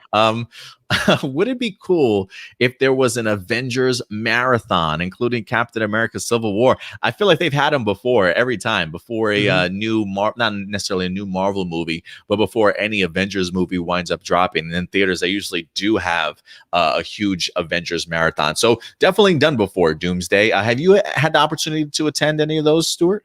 None in theaters, no. The only big marathon event that I went to in theaters was right before The Force Awakens. They were doing a 6-movie marathon, so all 6 Star Wars movies leading up to The Force Awakens. That was cool. That was a really awesome experience. Oh, I bet. Yeah, I've always wanted to try one of the Avengers marathons. I've just never had the time. It's one of those things that I need to literally schedule time off work to go ahead and sit down and actually spend a whole day in the movie theater like that. But I would like to experience it. It's not to say I haven't had my own Avengers marathons before at home, going through the entire MCU run, getting ready for an upcoming movie type of thing. So, but yeah, definitely have been done before. Doomsday. Yeah, because I used to do something similar, not like a marathon, like I didn't do it all in one day, but usually when a new Marvel movie was coming out, I would watch all the other MCU movies, like, in chronological order leading up to it. But, then they started releasing like 3 of them a year. So then that's when I had to be like, okay, well, I can't keep doing this every time. So no, I feel you there. Let's see here. Doomsday's last question. He says, seeing as today is the 13th anniversary of the original Iron Man movie, damn, 13 years ago, God, I have a quick question for you. How shocked were you when Tony Stark straight up said, I am Iron Man, revealing his identity at the press conference? What was your thoughts when you saw it, Stuart? I was definitely really surprised, but I also was, it kind of was like one of those yeah moments during cinema, because how like when you have like a perfect score for a movie, and that gets you like really pumped up at the right moment, and it just makes you want to jump out of your seat and cheer, like that kind of a thing. That's how it was for me, because one of the biggest bets I kept making with a few people was that they were going to play the song Iron Man for the end credits. Like, I knew that was going to be a thing. I just didn't expect that they would have that kind of a build up to it. I kind of figured it was just going to be like the movie ends and then that song just happens to play during the end credits. But the fact that we got Tony Stark revealing his identity to the world, which was like very new for a superhero movie, because like even in the comic books at the time, I'm pretty sure, don't quote me on this, but I'm pretty sure his identity was still secret at the time in the comic books. So the fact that he just like the MCU kind of went that whole new direction of, we're not going to bother having him keep a secret identity because he's a billionaire who builds weapons. There's no way people aren't going to be able to figure it out on their own. So yeah, the fact that they reveal it just like that, I thought was so cool. And the fact that it was followed up by the song, I thought was amazing. Yeah, I can't remember in the comics if at that time if his identity was revealed to the world or not. But for me, I think it kind of set the tone for Marvel movies in the sense that we may not necessarily stick to everything in the comic books, that we're going to take our own liberties to create this cinematic universe the way that we certainly want to. And I was not expecting it at all because I've, growing up, I've always seen the storyline of Iron Man being the bodyguard of Tony Stark. And they've always kind of played that up that somebody else is under that mask sort of thing. But the fact that they came out and they did at least use that storyline as part of the question when was asked to him, there are rumors going around, this is your bodyguard sort of thing, can you confirm if this is you or not? So I'm glad that they at least brought that up and put their own twist to it, because I think when you watch the movie too, and you see Tony Stark's personality, there's no way he wouldn't want to take credit for being Iron Man.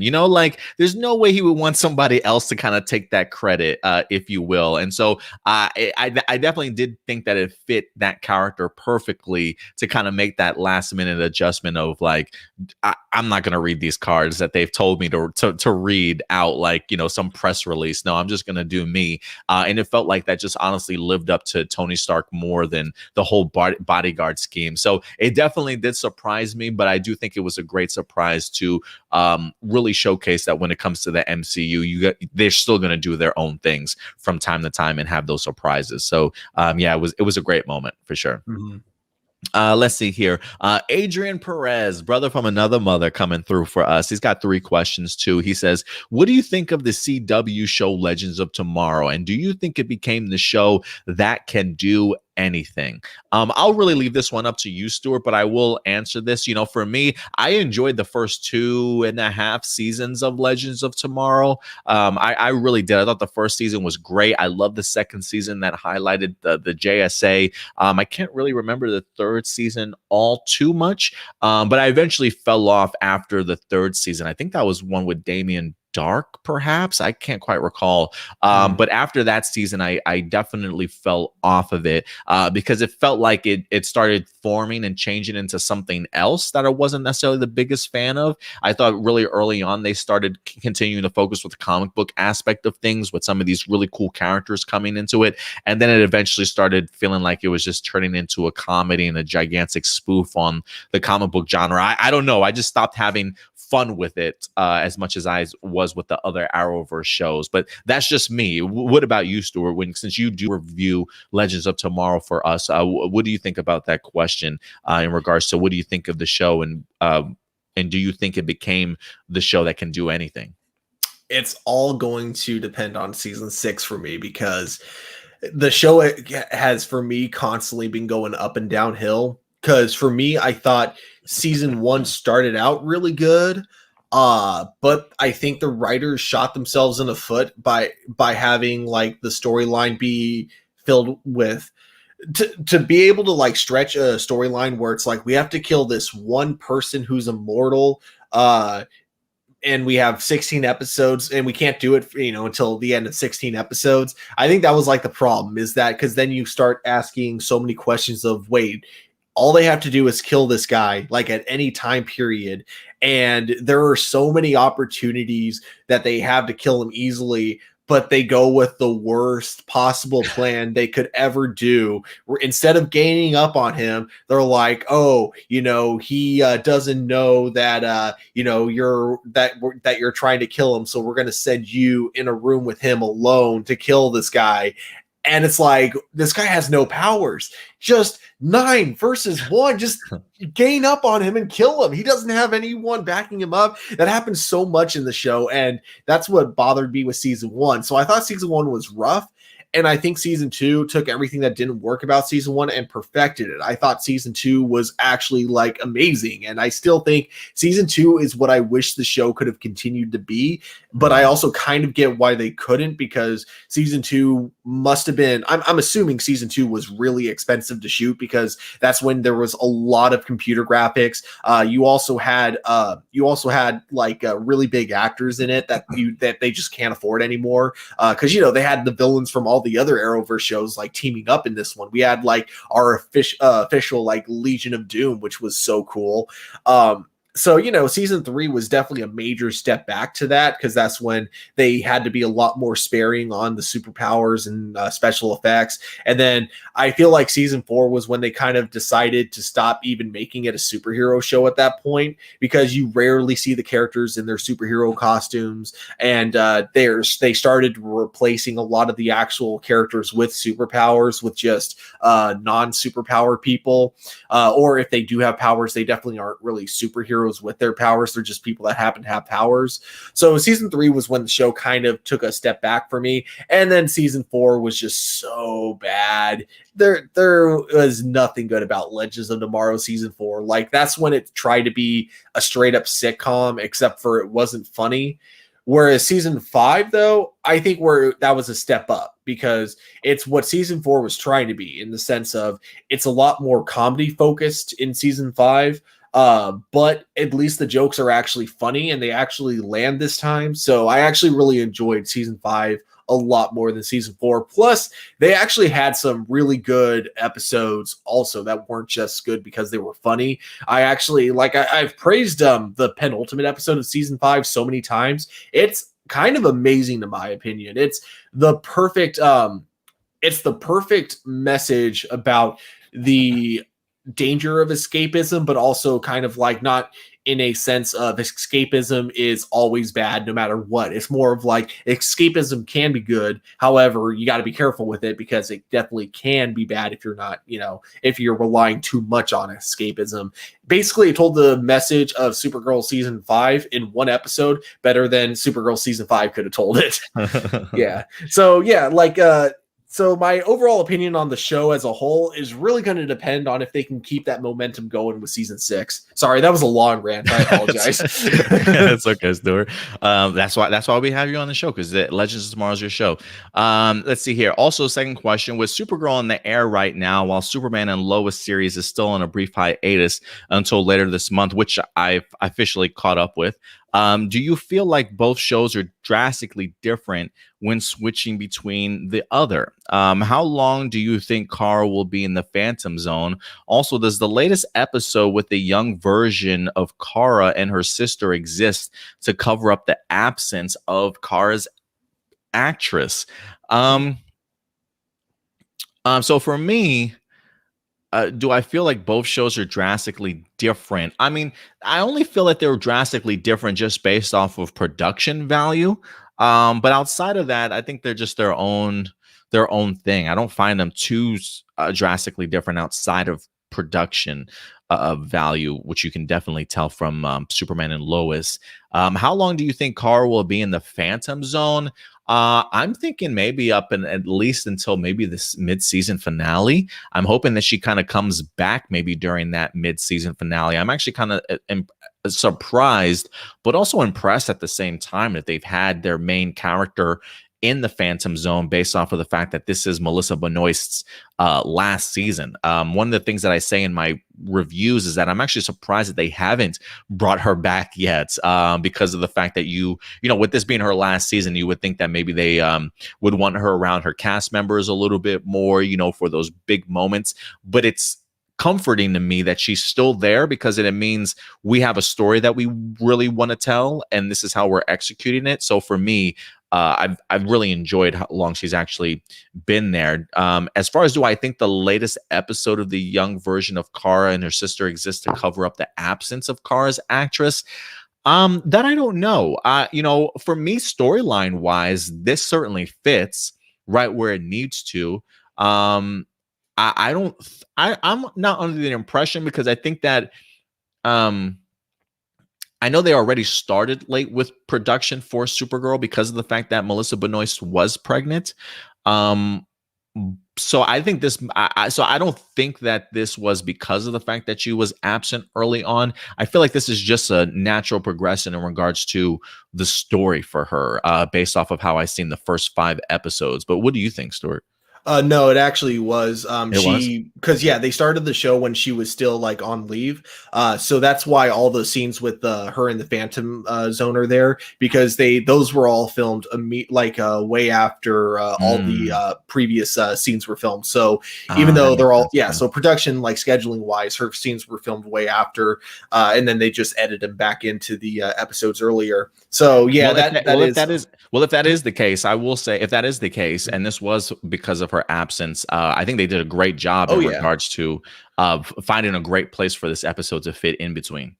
Yeah, honestly, it's very cool because I think it shows that they got like a lot of flexibility at the CW, and it's really cool that they're willing to accommodate with her like that and still be able to keep the show going. I think that's really awesome. And also, I agree with you. I think the flashback episodes, even if it is to just like hide the fact that she's not on set with them currently, I think they fit in really well with the story that they're trying to tell. And not to mention, I just absolutely loved, that's my favorite episode this season, this newest flashback episode we got. Because oh my gosh, the girl playing Supergirl, it's scary how much she looks just like Melissa Benoist. Like, I swear they could be sisters and I would not be surprised at all. I think, and plus also being able to see Peter Sadarcio in it, that was really cool. I agree, because he's doing great. Now, for the first part of the question with Lois and Superman and Supergirl, I would agree that they are very different. But I mean, I don't think that's a bad thing. I think they're both really good in their own way. It's just that they have two very different type of stories that they're telling. Supergirl is definitely a lot more of a superhero team kind of a show, because it's not just her as the only superhero. It's her working together with her friends and family, stopping whatever alien threats. Whereas Superman, it's like, it's not that he's not trying to be a superhero. He still is whenever the world needs him, but he's not actively seeking threats currently. He's really just trying to be a dad and trying to be there for his kids. So it's a very much more family-based show, and I think they both work really well in their own ways with what they're trying to do. But they are very different, but that's not a bad thing. Yeah, they definitely have their own individual aspects to them that certainly separates them for sure. Last question here from Adrian: which Arrow universe show so far do you find the best right now, and which do you think feels like it's going? I think your mic is disconnected because I can't hear anything. Can you hear me now? Oh yeah, now I can. Did you hear the question? Yeah. So I heard the beginning part. I didn't hear the very last part. Which Arrowverse show so far do you find the best right now, and which do you feel is going nowhere? Oh, okay. Currently, my favorite is definitely Superman and Lois. As for shows that I feel like are going nowhere, probably Batwoman, but I also haven't watched the most recent ones, and I've been hearing that they've actually gotten a lot better, so I do need to catch up on the show. But like, as for where I had left off, which was when they had just revealed that Kate Kane was alive, I don't know. To me, it just felt like it feels like, to me, the show just really doesn't want to move on from Kate Kane for some reason, and it just really isn't interested in its new character that they just introduced. So I'm hoping the show gets better in that aspect, but I'll have to check them out. Yeah, as far as a show that feels like it's going nowhere, I felt like that for Legends of Tomorrow since season 3 or 4. So I'm cool with saying that. As far as what I find the best right now, probably Superman and Lois. Second to me would be Black Lightning. They're pretty close with one another, and I'm actually really enjoying Supergirl this season so far. 5 episodes in, I thought they've done some really great work with the Phantom Zone stuff. Even seeing the Super Friends kind of step up on their own with her not being around. And this last week's episode was just really fun. I had a really fantastic time with it. So I think they're doing some marvelous work right now when it comes to DC television stuff. But yeah, Superman and Lois is first for me. Black Lightning is second, and then Supergirl is right behind there. I haven't really kept up with the Flash and Batwoman, but I probably will try and work on that a little bit. I'd say the Flash is doing decent this season. Good? Yeah, and for Black Lightning, I am just really hyped now for the Painkiller spinoff series. Hmm. So I really hope that goes through because the pilot God, I was hope so. great, and I love that they're utilizing him now in the show.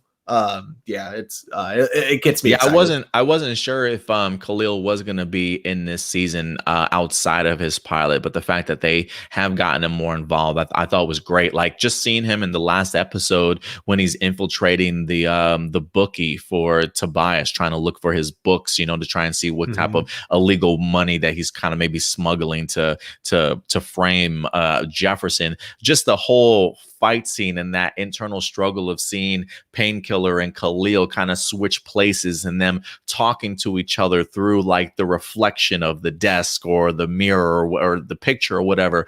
That type of stuff really is cool to me. Like just how they balance it. There's a very much like a Gollum and Smeagol type of relationship when it comes to Painkiller and Khalil that I really sink my teeth into. So I hope that this pushes a Painkiller into its own spinoff series. So we'll see. We'll see. And I'm also hoping the metahuman hunter, I keep forgetting what his name is in the show. I'm really hoping for a fight between him and Painkiller though by the end of the season. Oh, Ishmael? Ishmael, yeah. Yeah, I'm hoping for it too. A couple other live viewer questions also. Jessica Friedman, would you like to see a reboot of Captain Planet and the Planeteers? And would you like to see Ryan have her own sidekick one day? I'm assuming Ryan Wilder. Do you think a Batwoman will ever have a Robin or of her own? Oh, well, I think what they're going to eventually do is Or maybe not even a Robin, on maybe this? a spoiler or Huntress or whatever. They can do that too, but I was thinking more. Oh man, I can't believe I forgot his name. Tim Fox, right? Oh yeah, Tim yeah, Fox. yeah, Tim Fox becoming Batwing because he's in the show. So I feel like that'll probably happen eventually. Because they definitely show he's not as skilled in fighting as his comic book counterpart, but I could still see him taking up the mantle if his suit is going to be mostly tech based anyway. So they could still have him as Batwing. Just he relies more on tech than fighting skills. Fighting, definitely a possibility for sure. Would you Sorry, like? Luke Fox. It was Luke Fox. I was getting him confused with his brother from the comic books. Oh, that's Luke what I was Fox thinking. It was is Tim. the Yeah. That's what I was thinking of. Let's see here. Would you like to see a reboot of Captain Planet and the Planeteers? I don't know if I want a live action version of that. I mean, we've gotten it with Don Cheadle.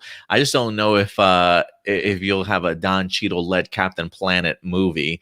I wouldn't mind another animated series though. I would be down for Captain Planet and the Planeteers. I mean, we are pushing for climate change these days. You know, I feel like this is the best opportunity for Captain Planet to return, if anything.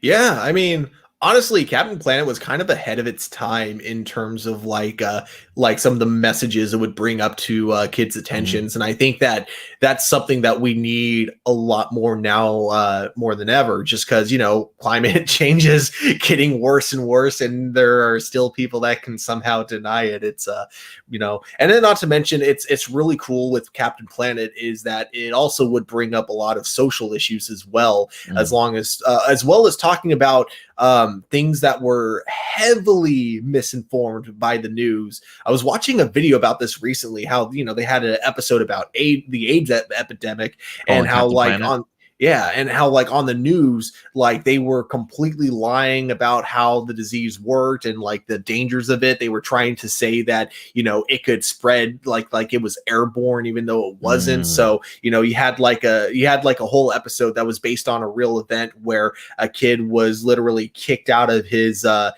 school because he had AIDS, and so the family had to move away. So they had a whole episode about that with Captain Planet, and so I'd love to see like Captain Planet return with a reboot, because you could take away the cheapy early 2000 or what was it, late 90s, early 2000s, if I'm not Yeah, mistaken.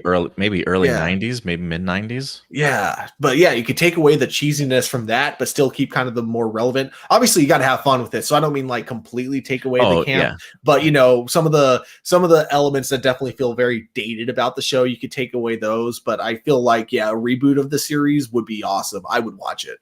Yeah, it says Captain Planet in 1990, and it had 5 seasons. So yeah, early to mid 90s for sure. But yeah, I would be open for Captain Planet and the Planeteers. Again, I probably wouldn't go the live action route, but I would be open to it being on a streaming service at some point in time. Oh yeah, I would want it to be animated, especially with like how great animation has gotten recently. Yeah, I want like I would want it to have like a slightly different art style change, but not too different. But you know, animation all the way. Yeah, I mean, look at Invincible on Amazon Prime. That looks great. Yeah. I would love to see that style brought to Captain Planet. Maybe just not as violent. But let's see here. Last set of questions. This comes from AJ himself. What do you remember about DC Fandome last year? And what was your thoughts or reaction on having a virtual convention for all DC properties due to the pandemic? And what would you like to see for Fandome 2021? I personally... He mentions this in his question also, but I definitely would expect a trailer, maybe a little teaser trailer for anything that we're getting, whether that be Black Adam or The Flash. I think that would both at that time be pretty heavily into production, so it wouldn't be like they don't have anything to show us. So I would expect maybe some new reveals of some characters and costumes, maybe some teaser trailers, maybe some additional concept art that they're kind of working on if they don't want to give us too much stuff. But so yeah, that's really what I'm expecting. More reveals, more trailers, and things like that. But as far as what I remember from DC Fandome last year, I just remember how fucking busy it was for us. I felt like we were running around the clock on Saturday and Sunday just trying to put out this content because it was just so much.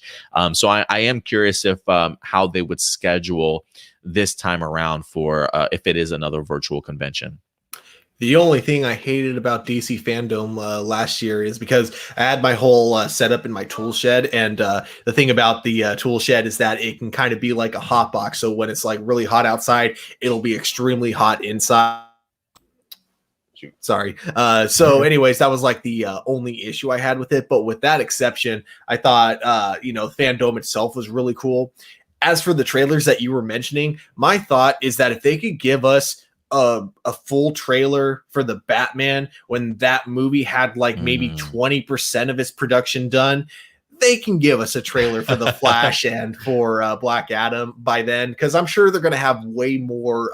They're going to be way further into production than the Batman was when they showed us the trailers. So yeah, I'm pretty sure we're going to get at least a trailer for one of them. At least I'm really hoping. My fingers are definitely crossed. I'm also kind of hoping, if they show us the Flash trailer, hoping for just a little bit of a tease for Michael Keaton. Oh, yes, that'd be nice. He says, do you think maybe they'll have a send-off for Black Lightning and the Supergirl series? I could see maybe the Supergirl series getting a send-off. Black Lightning, I'm not quite sure. If anything, maybe they'll have some sneak peeks into what Painkiller spinoff might look like if we get one by then. I'm hoping maybe we get some further announcements of future CW shows that are going to be going into development also. But with Supergirl coming back all the way in August, and then we're going to have DC Fandom in October, I think a send-off would be really great for both of those shows. I could see Supergirl getting one just because it's ending maybe closer to DC Fandom, but I don't think Black Lightning will probably have a send-off. If anything, maybe we'll see what the future iteration of Painkiller will look like, but we'll see. Yeah, I mean, me personally, I'm not sure if I'm expecting a send-off, but I would really like one for both of them. Yeah, I definitely would too. I'm not expecting one though. What did you think of the set photos of Miss Marvel, and what other surprises do you want to see for that series? Perhaps even a tease of her in Captain Marvel 2, or with Brie Larson doing a cameo in Miss Marvel. I am expecting a Brie Larson cameo in Miss Marvel. Whether that be just super brief on television, maybe some brand new footage of her on television. Maybe they're just using stock footage of Captain Marvel in the past, since Miss Marvel just looks at her as an inspiration, right? I think it would be really cool if they wind up meeting in some sort of post credit scene in the last few episodes or whatnot. But I think as far as like giving that MCU rub to Amon Vellani, I think that would be great for Brie Larson to pop up in here in some particular way. I would love to see other cameos kind of pop up and other surprises too. I'm just not too familiar with the comic book itself to know who really pops up in her comics. Maybe there's American Chavez that might come up in there also. I have no idea really, but I really would like to see Brie Larson pop up. And I really love the set photos. I think Amon Vellani looks fantastic as Miss Marvel. I think the suit itself is as comic book accurate as it can get. And I really enjoy, from me, what I feel like when I watch it, a lot of Pakistani sort of influence in her design, with the idea of the long sleeves, the long pants. I mean, it's even like that in the comic books itself, but it really even comes to further fruition for me when I watch it, that it definitely seems as though they're hearkening to her ethnicity a little bit and kind of giving her that Pakistani wardrobe with a long dress, you know, kind of coming down mid-thigh, if you will, sort of thing, still body fully covered, the scarf and things like that. So I love the inspiration. I love what it looks like on screen. I think it's going to look great in live action too. But what about you, Stuart? Yeah, I think it all looks fantastic. The behind the scenes photos that we got, not only from her in her costume, but the ones that we got earlier, really looks like they're going for kind of it reminds me of Stargirl in a lot of ways, and I feel like that's kind of what we're going to be seeing. It's a very similar premise like Stargirl, but a little bit of a higher budget because of course it's Marvel. For characters that I would love to see though, like, again, I wouldn't mind Captain Marvel having like a cameo, whether like towards the end, if it's like, a post-credit scene or if it's like stock footage or something like that. I definitely, and then same exact thing with Photon. Like I would love to see like either of them playing like a small part in it, but like I just don't want to see them play a big part, because I want to make sure the show is totally comfortable with making sure I want to make sure that the show is willing to show us as the audience that, no, this is Miss Marvel's show. This isn't Captain Marvel's show. This isn't Photon's show, but it's Miss Marvel's show. And then when it comes to Captain Marvel 2, that's when we can kind of like introduce them as like a full-on team, like because I know that her and Photon are both supposed to be in Captain Marvel 2. So I'm just hoping it doesn't mean like they're going to be taking up too much screen time from Miss Marvel.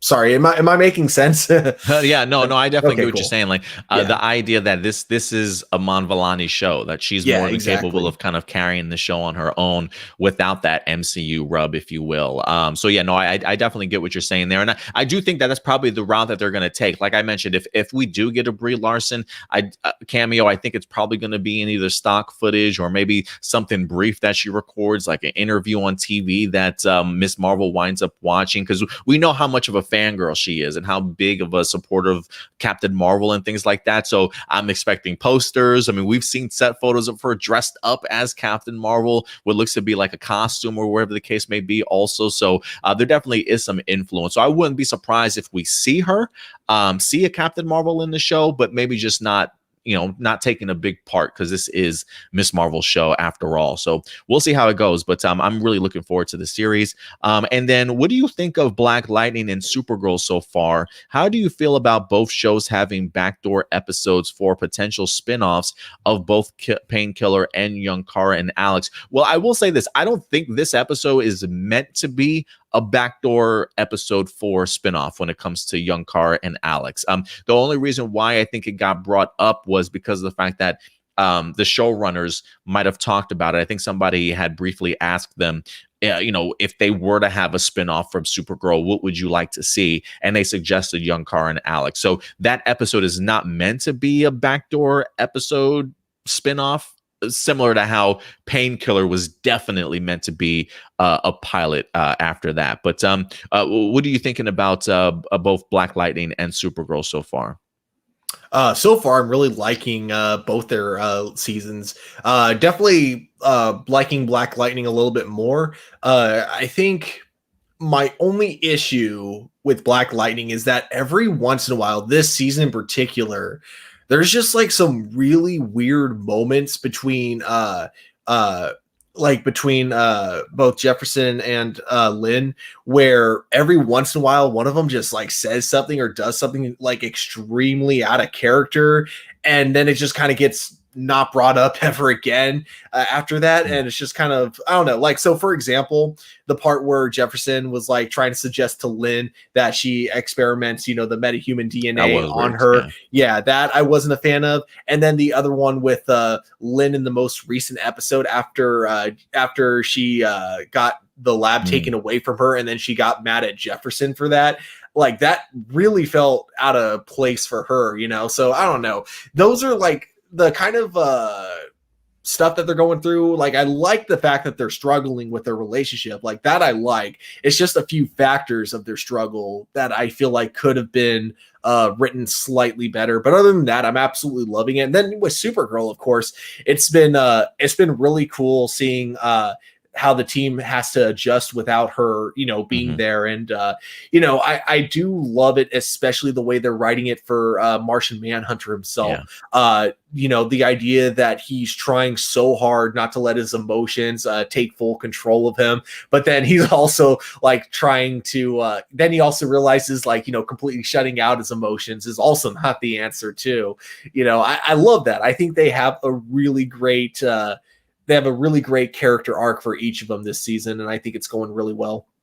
Yeah, I definitely agree with you. When it comes to Black Lightning, yeah, that I think even in our review, when that moment happened of Jefferson telling or suggesting Lynn to go ahead and utilize the serum for herself, I was scratching my head and asked myself, like, why would you do that, bro? Like, you know what that means for an addict, for somebody that, you know, was trying to be sober. You've been giving Lynn a hard time the past season for being an addict, like, and now you want her to go back to her ways. Like, it honestly made no sense to me at all. I was really stumped as to why he suggested that. I mean, I get the idea of trying to bring Tobias down by all means, but damn, Jefferson, like, if that's not the most insensitive thing I've ever heard you say before, it really floored me. When it comes to Lynn yelling at Jefferson, I will say this: it doesn't surprise me that she did, one, based off of all the struggle that those two characters have kind of been going through. And I think also a part of it has to deal with her sobriety and her addiction. You know, like the idea of something being taken away from you. I don't care how sober you've become,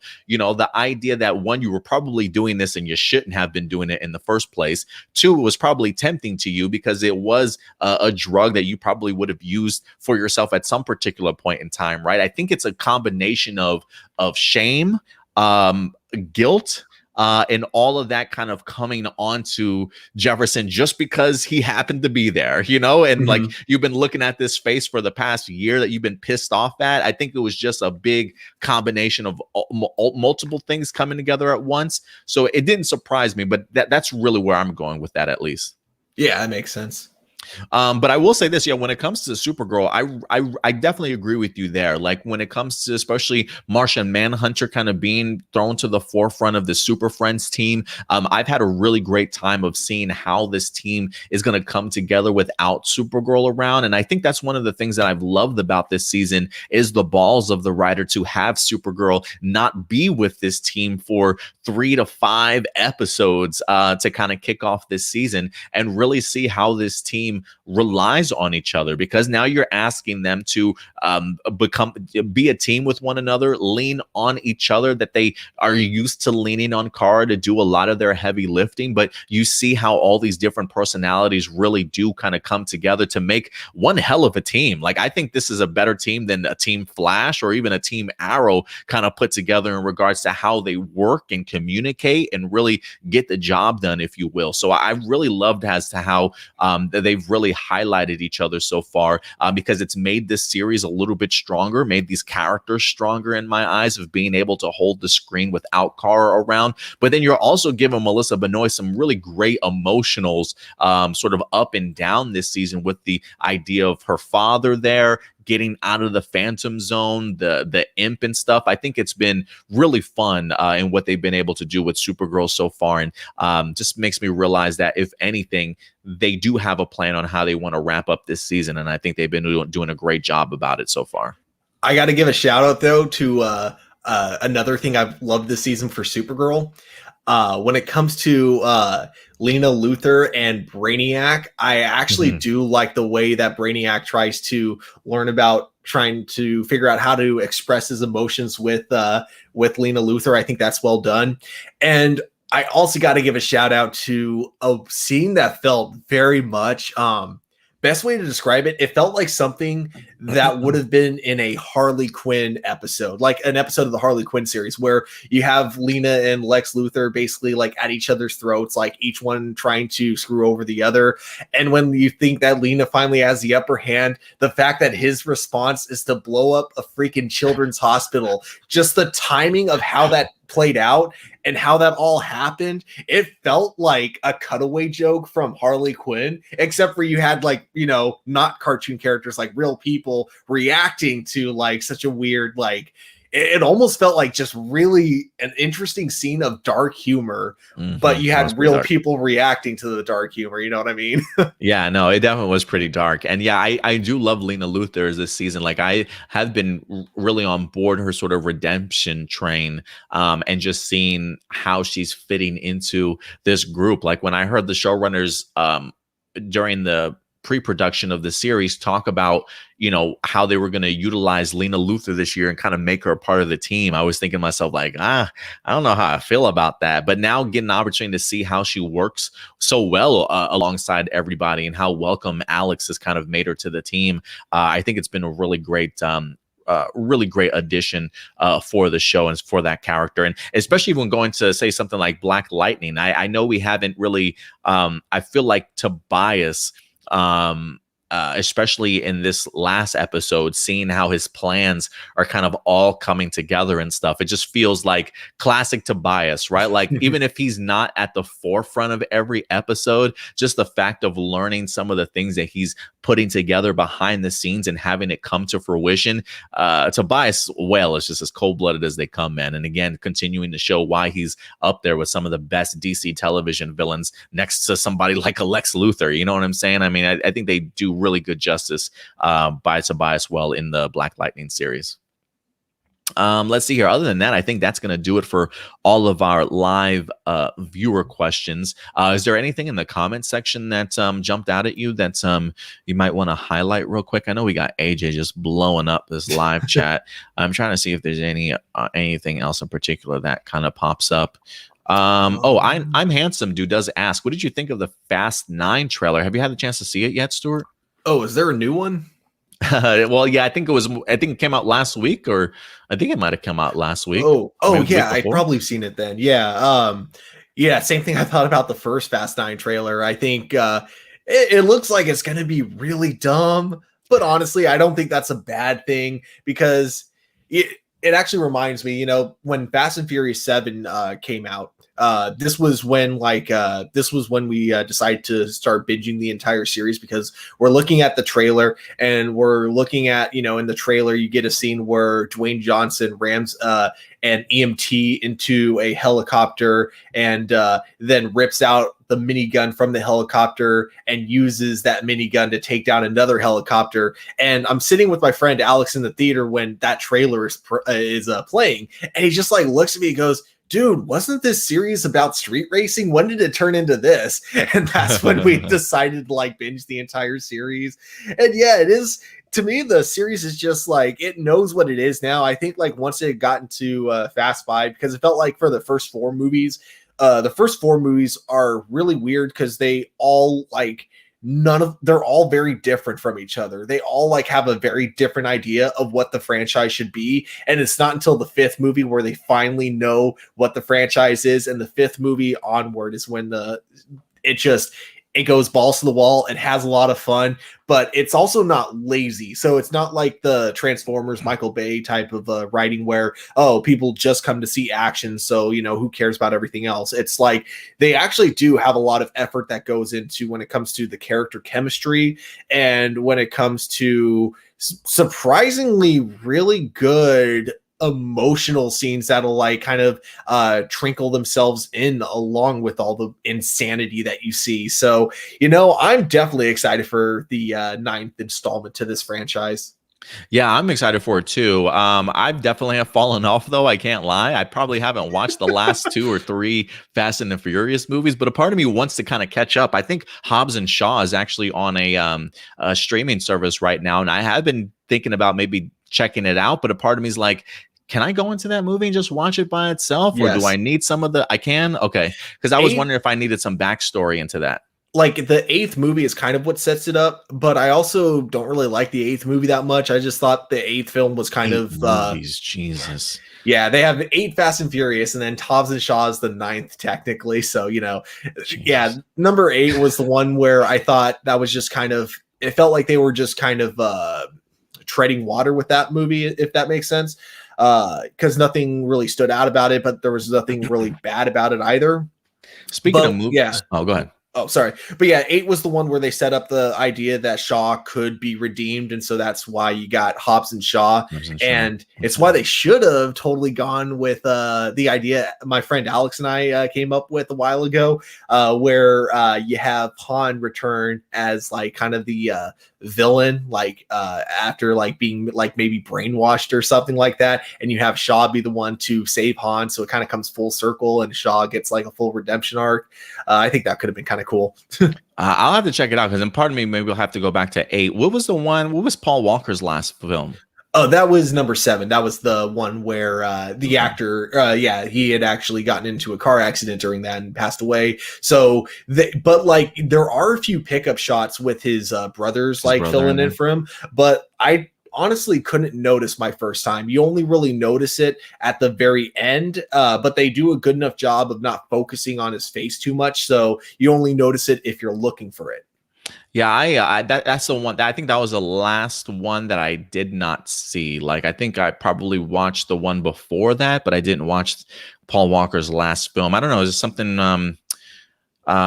Something's always kept me from watching that movie. I don't know if it's one of those things where not that I don't want to say goodbye to the guy, but I just know how emotional that movie's probably going to be for me, and I just haven't pulled the trigger on actually watching it yet. So I think that's probably why I fell off of the Fast series. But I do want to go back and certainly catch up with it. You know, speaking of franchises that continue to go on forever, I just rewatched Resident Evil yesterday. Me and the girlfriend are thinking about going down that rabbit hole. So maybe once we're done binging Resident Evil movies, maybe we'll jump over to Fast and the Furious. But as far as the trailer goes, the two things that jumped out at me, one, I love the idea of magnets being involved. It was like a really weird action sequence of like these cars being pulled through buildings and stuff because like this truck had this massive magnet on it. I thought it should make for some great action scenes, honestly. And the idea of them sending Tyrese and was it like Tyrese and Ludacris into space, I think is brilliant, honestly. The two brothers you get to throw out in space, I think is great. I would love to see what their reaction is going to be, but I feel like that's probably the extent of space when it comes to Fast and the Furious. They might have themselves a brief fighting sequence, maybe. I'm not expecting them to be on any space stations or anything like that, or fighting outside in the next movie. Yeah, that'll come eventually, or they'll leave that up to Tom Cruise and Mission Impossible to do. So I do think they might dabble with like breaking the Earth's atmosphere type of thing. So we'll see what how far they go with this stuff in regards to Fast 9 in space. Yeah, I feel like the 10th movie is going to be, because, it's something that fans have been joking about for a long time. Oh, when are you guys going to finally go into space? So I feel like this is a reference to them breaking, like you said, breaking the atmosphere. But I feel like the next movie is going to be when they actually go into space. You think they'll do it, huh? Oh, yeah. We'll see. Dude, they like in the Hobbs and Shaw spinoff, they introduced super soldiers. So, it's like, if you got super soldiers, why not introduce space at this point? Let's just do Fast and Furious in hell. Can we? Let's have Dom faced against the devil or something like that. Let's go to the Earth's core, perhaps, in Fast 10. Let's do it. I'm Handsome Dude says Zack Snyder released an update that Army of the Dead comes out in a few weeks. Was that movie supposed to come out any later, or was it always set for May? I have no idea. I have no idea, but but it I will does say, definitely be watching it when it comes out. yeah, their character posters does say May 21st. So it is right around the corner. I am really eager to see that movie though. The idea of those zombies being as intelligent as they are really terrifies the hell out of me. I would not survive. I know that, Stuart, for sure. Huh, this is actually interesting. I don't remember the last part about this. But yeah, he says AJ says he found Godzilla versus Kong to be a dumb movie, which I agree. It was really dumb. It was dumb movie. I enjoyed it. Yeah. But I still think the thing that really annoyed me with the movie is when they scan the power source and it goes to Mechagodzilla like automatically. Like, is that how power works? Like, if I have 10% battery life and I text you, Adam, and I'm like, hey, Adam, can you send me 20% of your battery so I can have my phone last for a little bit? Is that how it works? Your phone goes down to 30% and then my phone goes up to 30%? Yeah, I don't think that's how. I wish that's how that worked, but no, I don't think that's how that works. Okay, cool. Good to know. So anyways, yeah, the last part about this I thought was interesting. The friend of Bill of Millie Bob, he played a hacker terrorist on Arrow. I don't remember that. I don't remember that either. Yeah. Who was it? It was whose friend? Millie's friend. Millie Bob's? Yeah. See, I barely remember the human characters in there. I thought they were. I remember him. I remember him in Deadpool 2, but that's about it. Okay. Because he played a Fire Fist. Let's see here. What else we got? AJ also says, speaking of Stargirl, are you afraid that CW will interfere with Stargirl? Season 1 was fantastic, but from what I see on social, it does look like season 1 quality. Well, if you're looking on social, first off, I will say, if you're looking at stuff on social, you're definitely looking at just behind the scenes stuff. You're not looking at anything quality wise in regards to what it's going to look like when it actually shows up on TV at all. So I wouldn't use that as a comparison, AJ. I keep hearing this concern going out. I keep hearing this concern going around online all the time, and I think it'll be fine because I think so too. Shows always lose most shows always get a lower budget in their second season, especially superhero shows. But the thing that you got to realize is that a lot of the big expensive parts of filming a show are usually taken care of in season 1. So they already got all the costumes designed, so they don't have to worry about spending more money on new costumes. They already got, the sets and everything all figured out. And usually when you rent space for filming a TV show, you're renting it for a few years. You're not just renting it month by month. You're usually getting a lease for a few years. So that's, still taken care of probably for now. So, I'm not worried about the show's budget being lower for the CW because they still got everything else that's great about the show going for it. Worst case scenario, the writers might have to have 1 or 2 more episodes where they have to focus slightly more on characters than they do on action and, fight scenes. And I'm totally fine with that. I think the character episodes that they had in the previous season, especially the episode with Breck Bassinger and her dad, was those were really great episodes. So if we have to have 1 or 2 more of them in order for them to save up the money for the big fight scenes and all that kind of stuff, I'm totally fine with it. So no, I don't think if the production goes down in terms of budget, I don't think it'll be noticeable.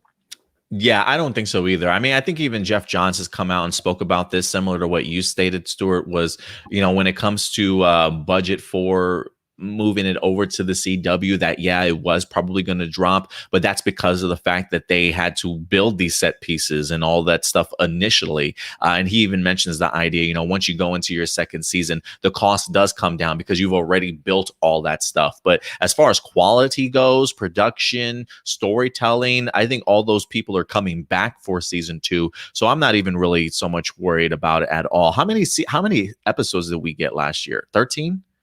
Yeah, we had 13 episodes, and I'm assuming the count might go up to 15 or 16. Maybe 15, but yeah, that's not gonna. I don't think 3 extra episodes is gonna make that much of a difference, honestly. Yeah, no, I don't think so either.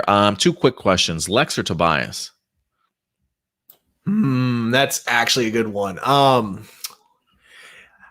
I gotta go with Lex Luthor. I'm just really loving Sean Cryer's Lex Luthor in the Arrowverse. I think he does an amazing job, and I really, really want him to be in Superman and Lois season 2. I don't want him to be in this current season just because I love Captain Luthor, and I think he's doing an amazing job as like I love the whole premise behind him. I'm just more hoping that Captain Luthor gets a redemption arc, so their new villain will be the actual Lex Luthor. This is a tough one for me, man, because I absolutely do love John Cryer as Lex. You know, when they first announced him, I was like, we'll see. But then you get to see just what he's able to do. He's been unbelievable. I've loved his addition to Supergirl. I think it's really helped just in regards to writing and just giving her this foil that's always around, regardless if he's the main person or not. But I do love Lex. But you know what?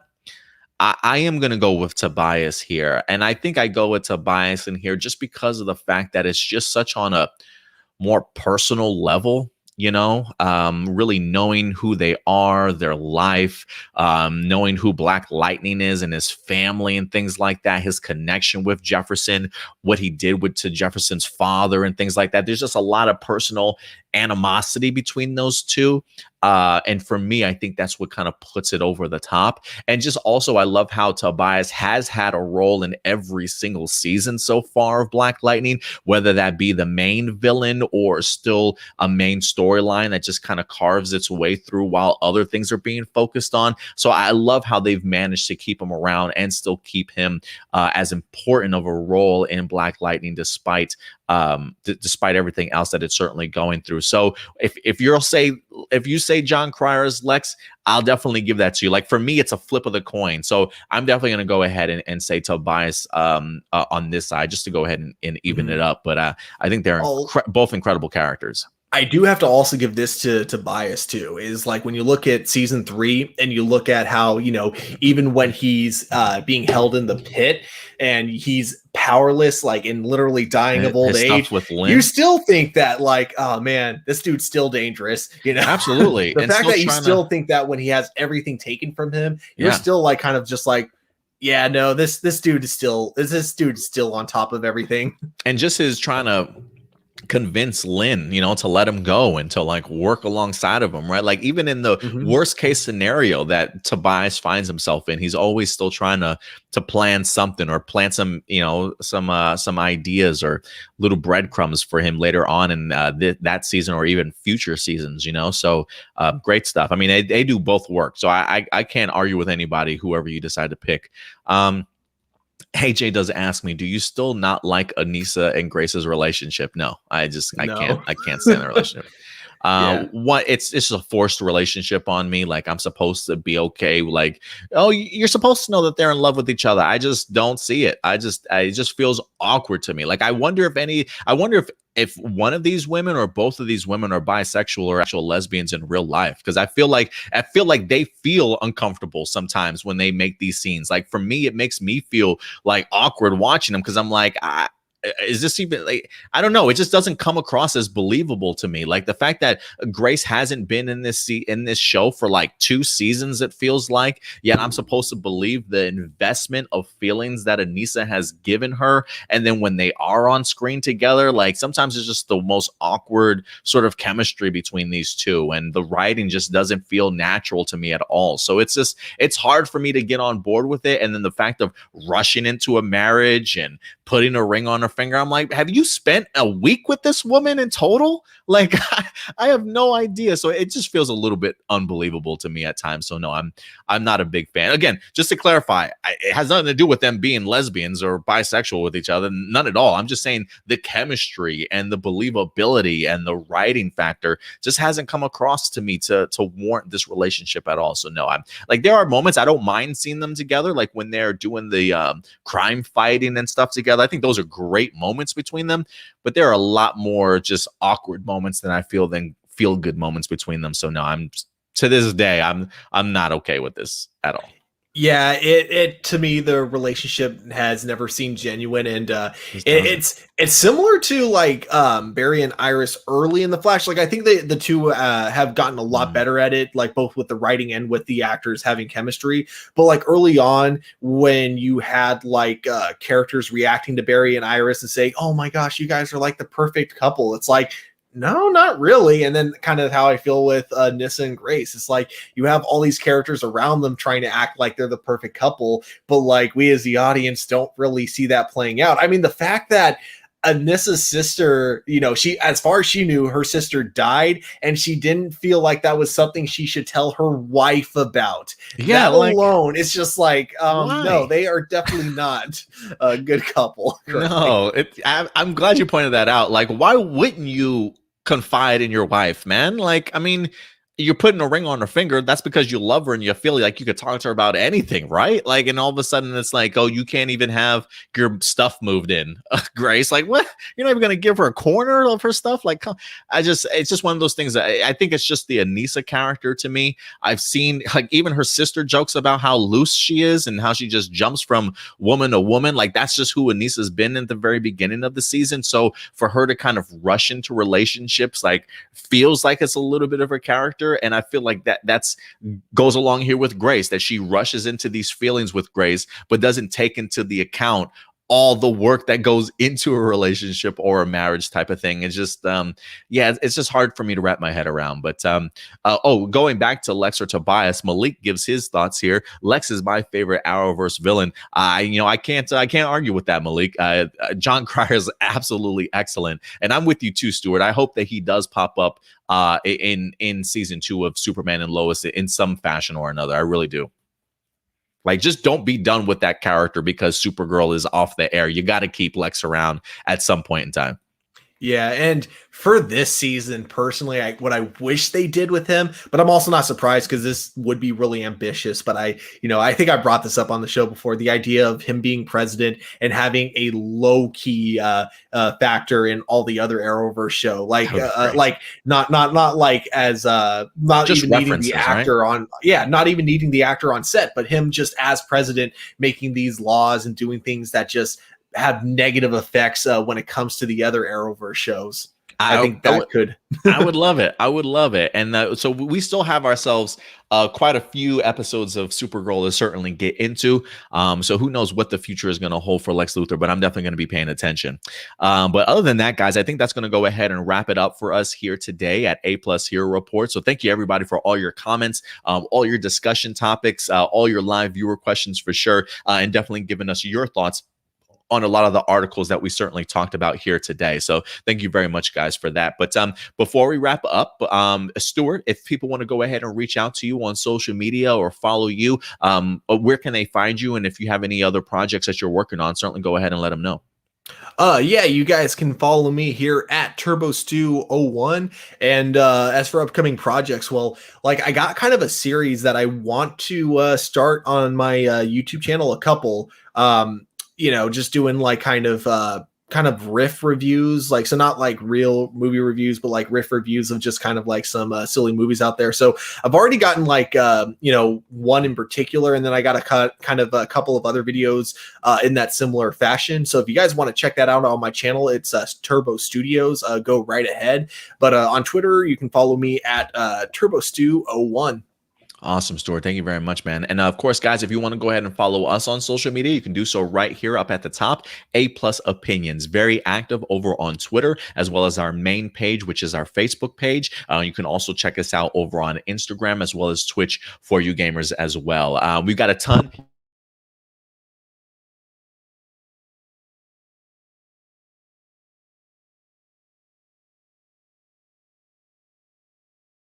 I think that's like the second time that's happened. You should get a stronger mic stand. Yeah, I need to get a better mic stand. That's the next investment here. So if you guys want to support the channel, go to patreon.com/A+ Opinions, guys. We do have ourselves a Patreon page for you guys to go ahead and check out if you'd like to. But definitely this week, we'll certainly continue to have other reviews for you guys. I don't know when Batwoman comes back, or the Flash for that matter. If anything, hopefully they'll come back sometime this week. But we definitely do have Legends of Tomorrow, if I'm not mistaken. We also have reviews for Supergirl as well as Black Lightning continuing for you guys also. So certainly look out for that. And we might have a couple of extra videos for you guys as well throughout the week. But if not, we'll definitely see you as always next Sunday live at noon Central Time for another episode of A Plus Hero Report. But in the meantime, guys, other than that's going to do it for us here. So do us a big favor, take care of yourselves, take care of each other, and as always, keep it A plus. We'll talk to you guys later. Bye.